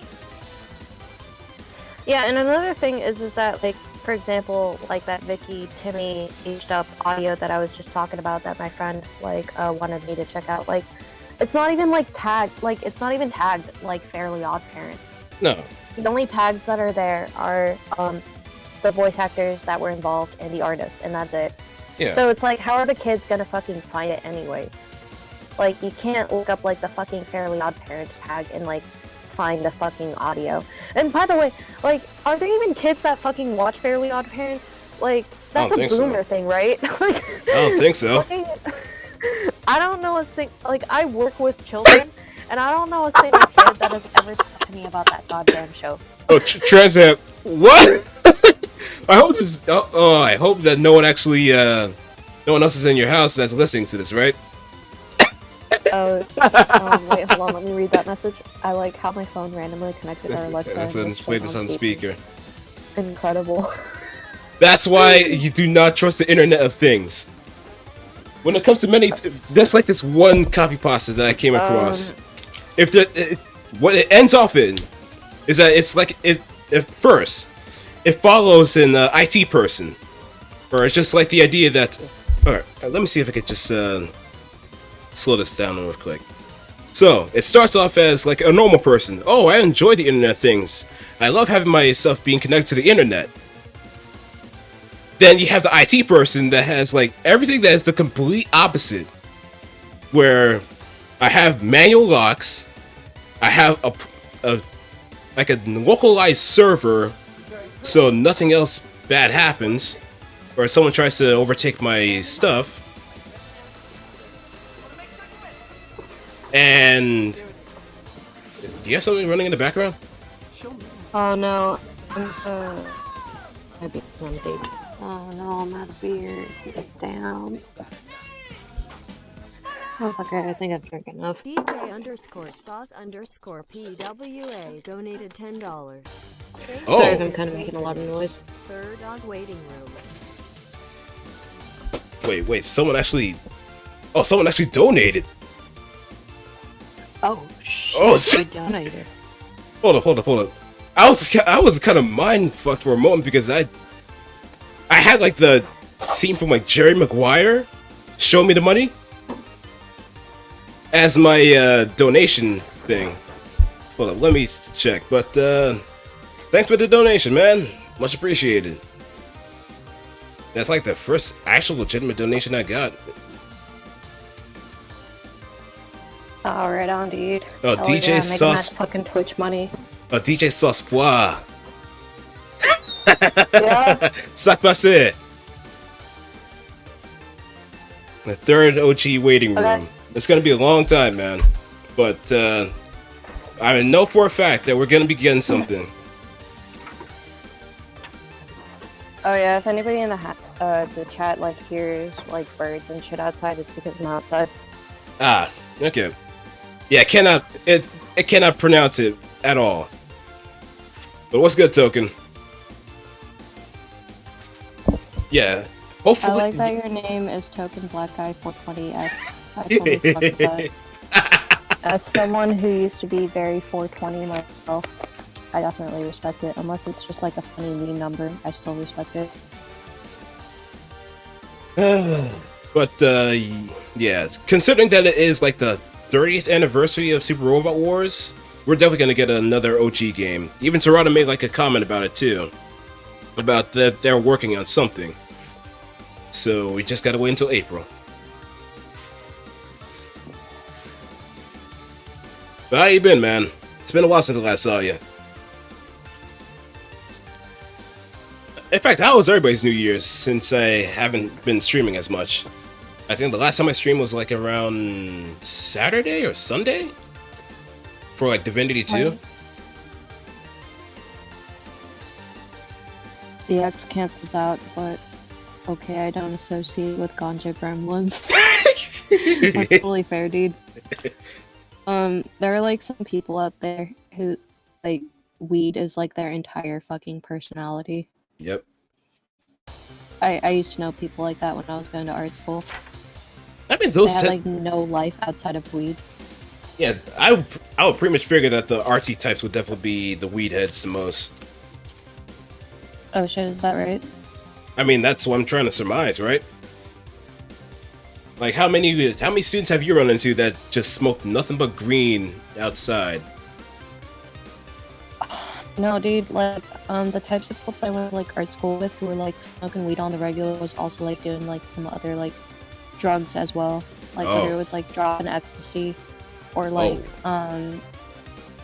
you know, having shrooms and shit. Oh, the hard stuff. Oh, yeah, for sure. Like,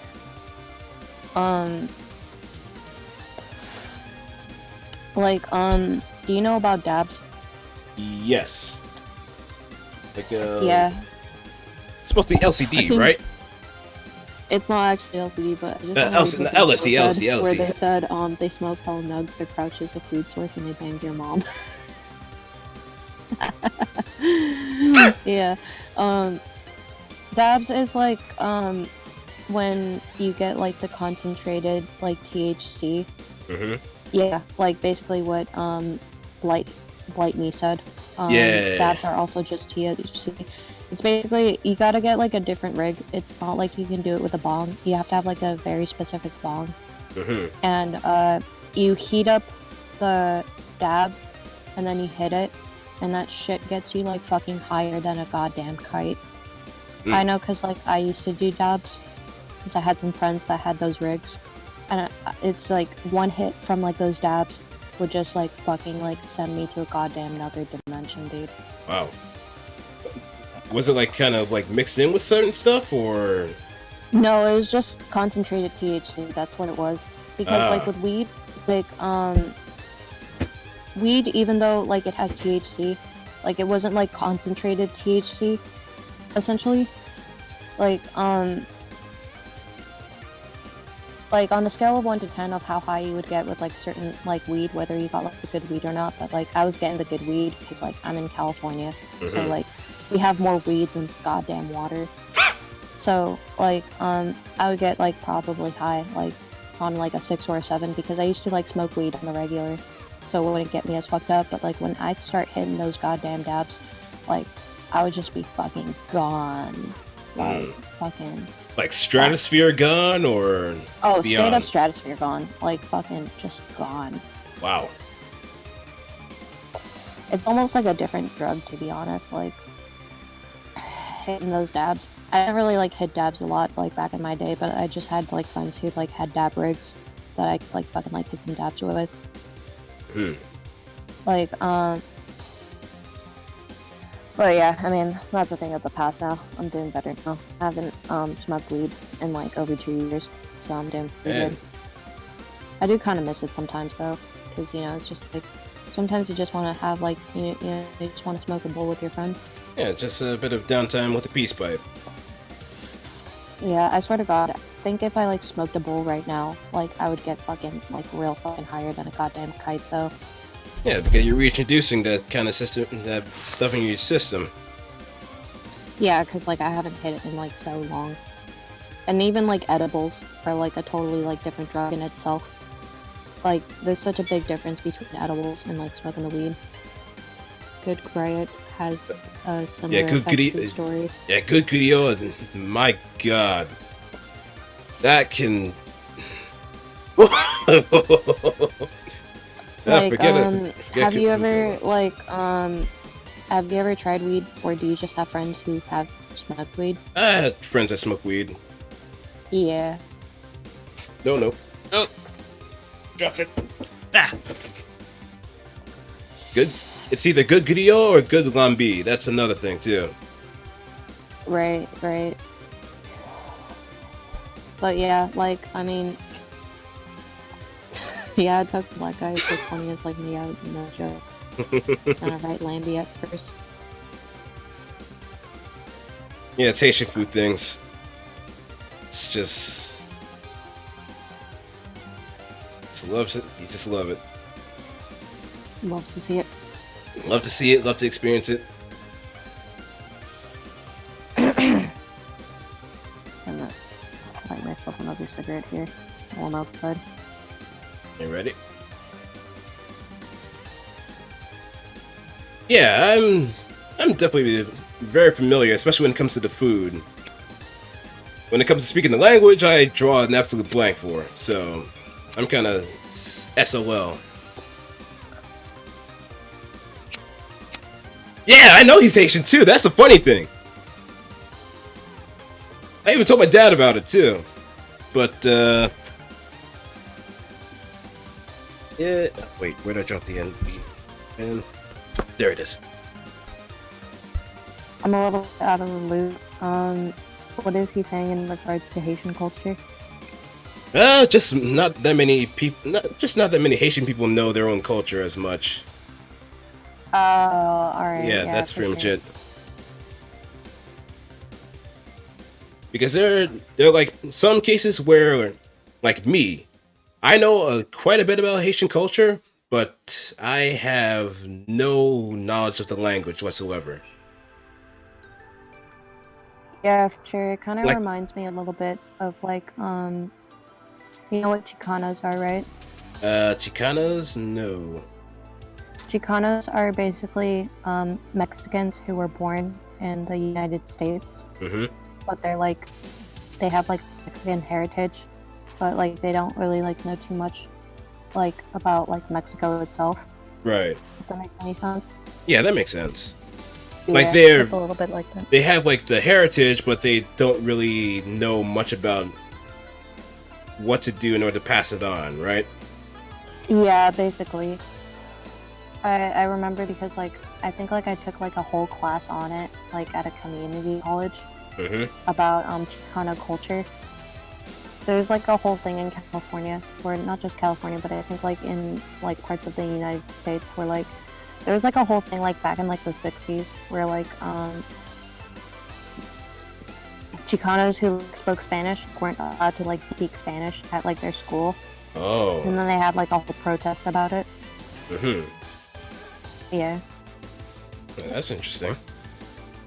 That's like the only like comparison I think I could probably draw in my mind. I don't know too much about like the Haitian experience, like being born like an American with like Haitian heritage.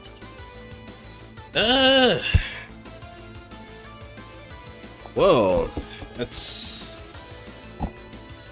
something I would probably want to figure out myself too. Yeah, for sure. But yeah, like, where can I take this conversation? Sorry, I'm kind of like a bit, so I'm like, kind of like, you know, like the fax machine sound where it goes like, yep. The dial-up. That's like my brain right now. You do a dial-up sound. Yeah. I've been watching a lot of like, do you know this YouTuber called King of Skill? King of Skill? No.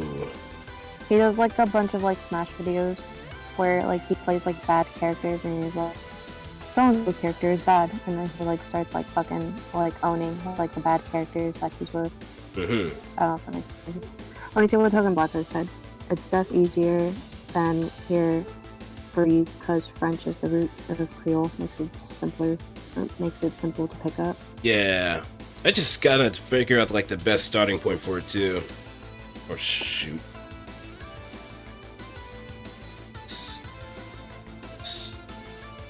I can put this down. I'd really like to look into like Haitian Creole, like because like I'm not really like technically like a fluent French speaker, but like my mom is French and I like understand French, but I don't really speak French very well. I speak like the Parisian type of French. Right. But like I'm always down to like learn like other like forms of French though, because like I think we talked about this, like how your parents speak is it Creole or just like Haitian French? Creole. Yeah, right on. The thing that always like gets me is like in like Quebec, they have like stop signs that say "arrête" in French, and I think that's the funniest shit because like if you go to France, like we don't have stop signs in France. We just have like roundabout circles instead. Right. Right. So like it's a very kind of like combination of like American and like French culture to have like the stop signs that like say like arrête in French, like in Quebec. I think that's really funny. Yeah, just to kind of make it like a universal sign, so to speak. Yeah, for sure. Fucking like the fucking freeways in California are so fucked, dude. Like because like when you get off the freeway in California and you like turn into like an exit, like it's just like such like a sharp curved turn. None of that shit like is like doesn't exist in like places like in the South. Like when you're going down like a freeway in like Tennessee or some shit, like the freeways are a lot easier to get off, not like these fucking like sharp ass fucking like big ass turns and shit. Yeah. Kind of like a little bit culture shock things there. Yeah, it makes you wish that there's actually some sort of rail system, yeah. Yeah, for sure. I may not be in New Jersey, I may not be in New York, but I'm glad there's a rail system here. Token Black Guy was like, you die if you live on the West Coast, and honestly, like, fucking facts right there. Just fucking, like, guess I'll die then. Fucking driving in the West Coast is such a fucking shit show.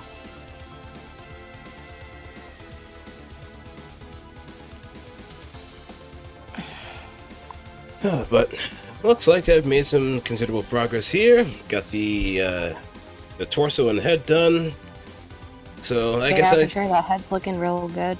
Yeah, it's pretty nice.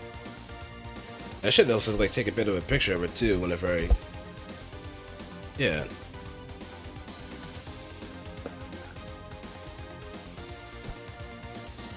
Progress.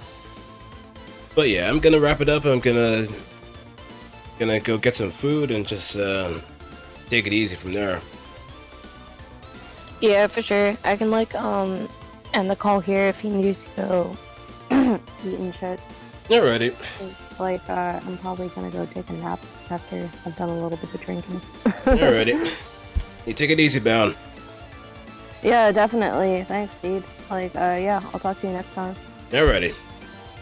Peace. Okay. Well, yeah, bye-bye.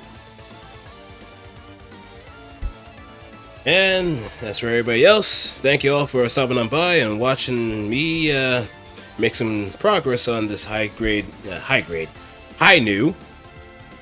And yeah, tomorrow we're gonna be doing some more Divinity 2 with Green and Crim.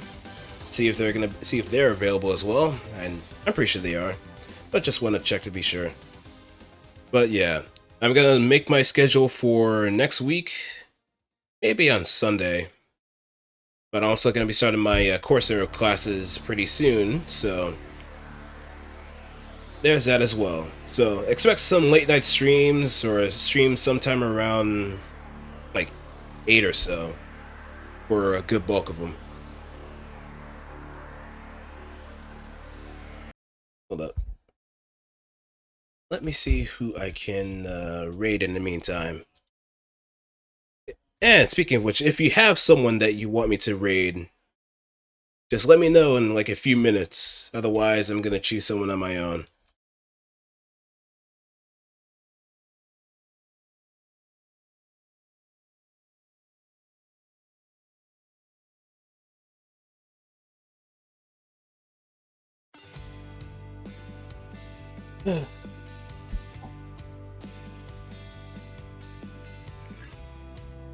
Just gotta love that moment. Oh.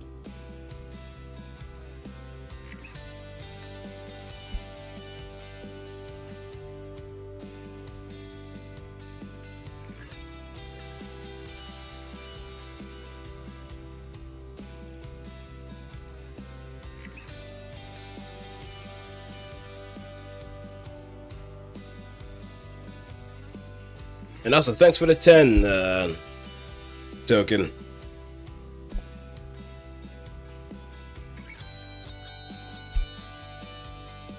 Much appreciated.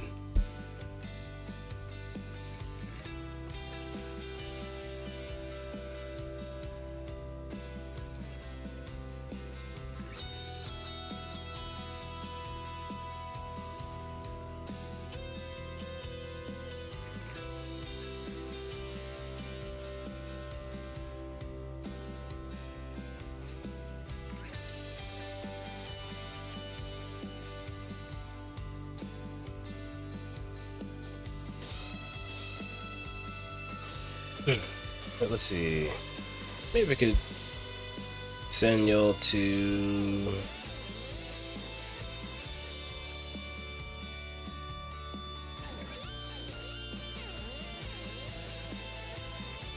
Let's see.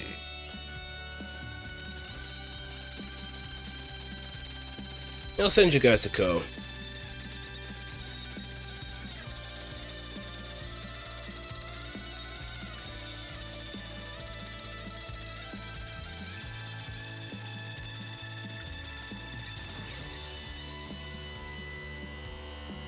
Keep her company with it. Oh, wait. Innie is live. He's playing Gary's mod. Oh, that's gonna be fun.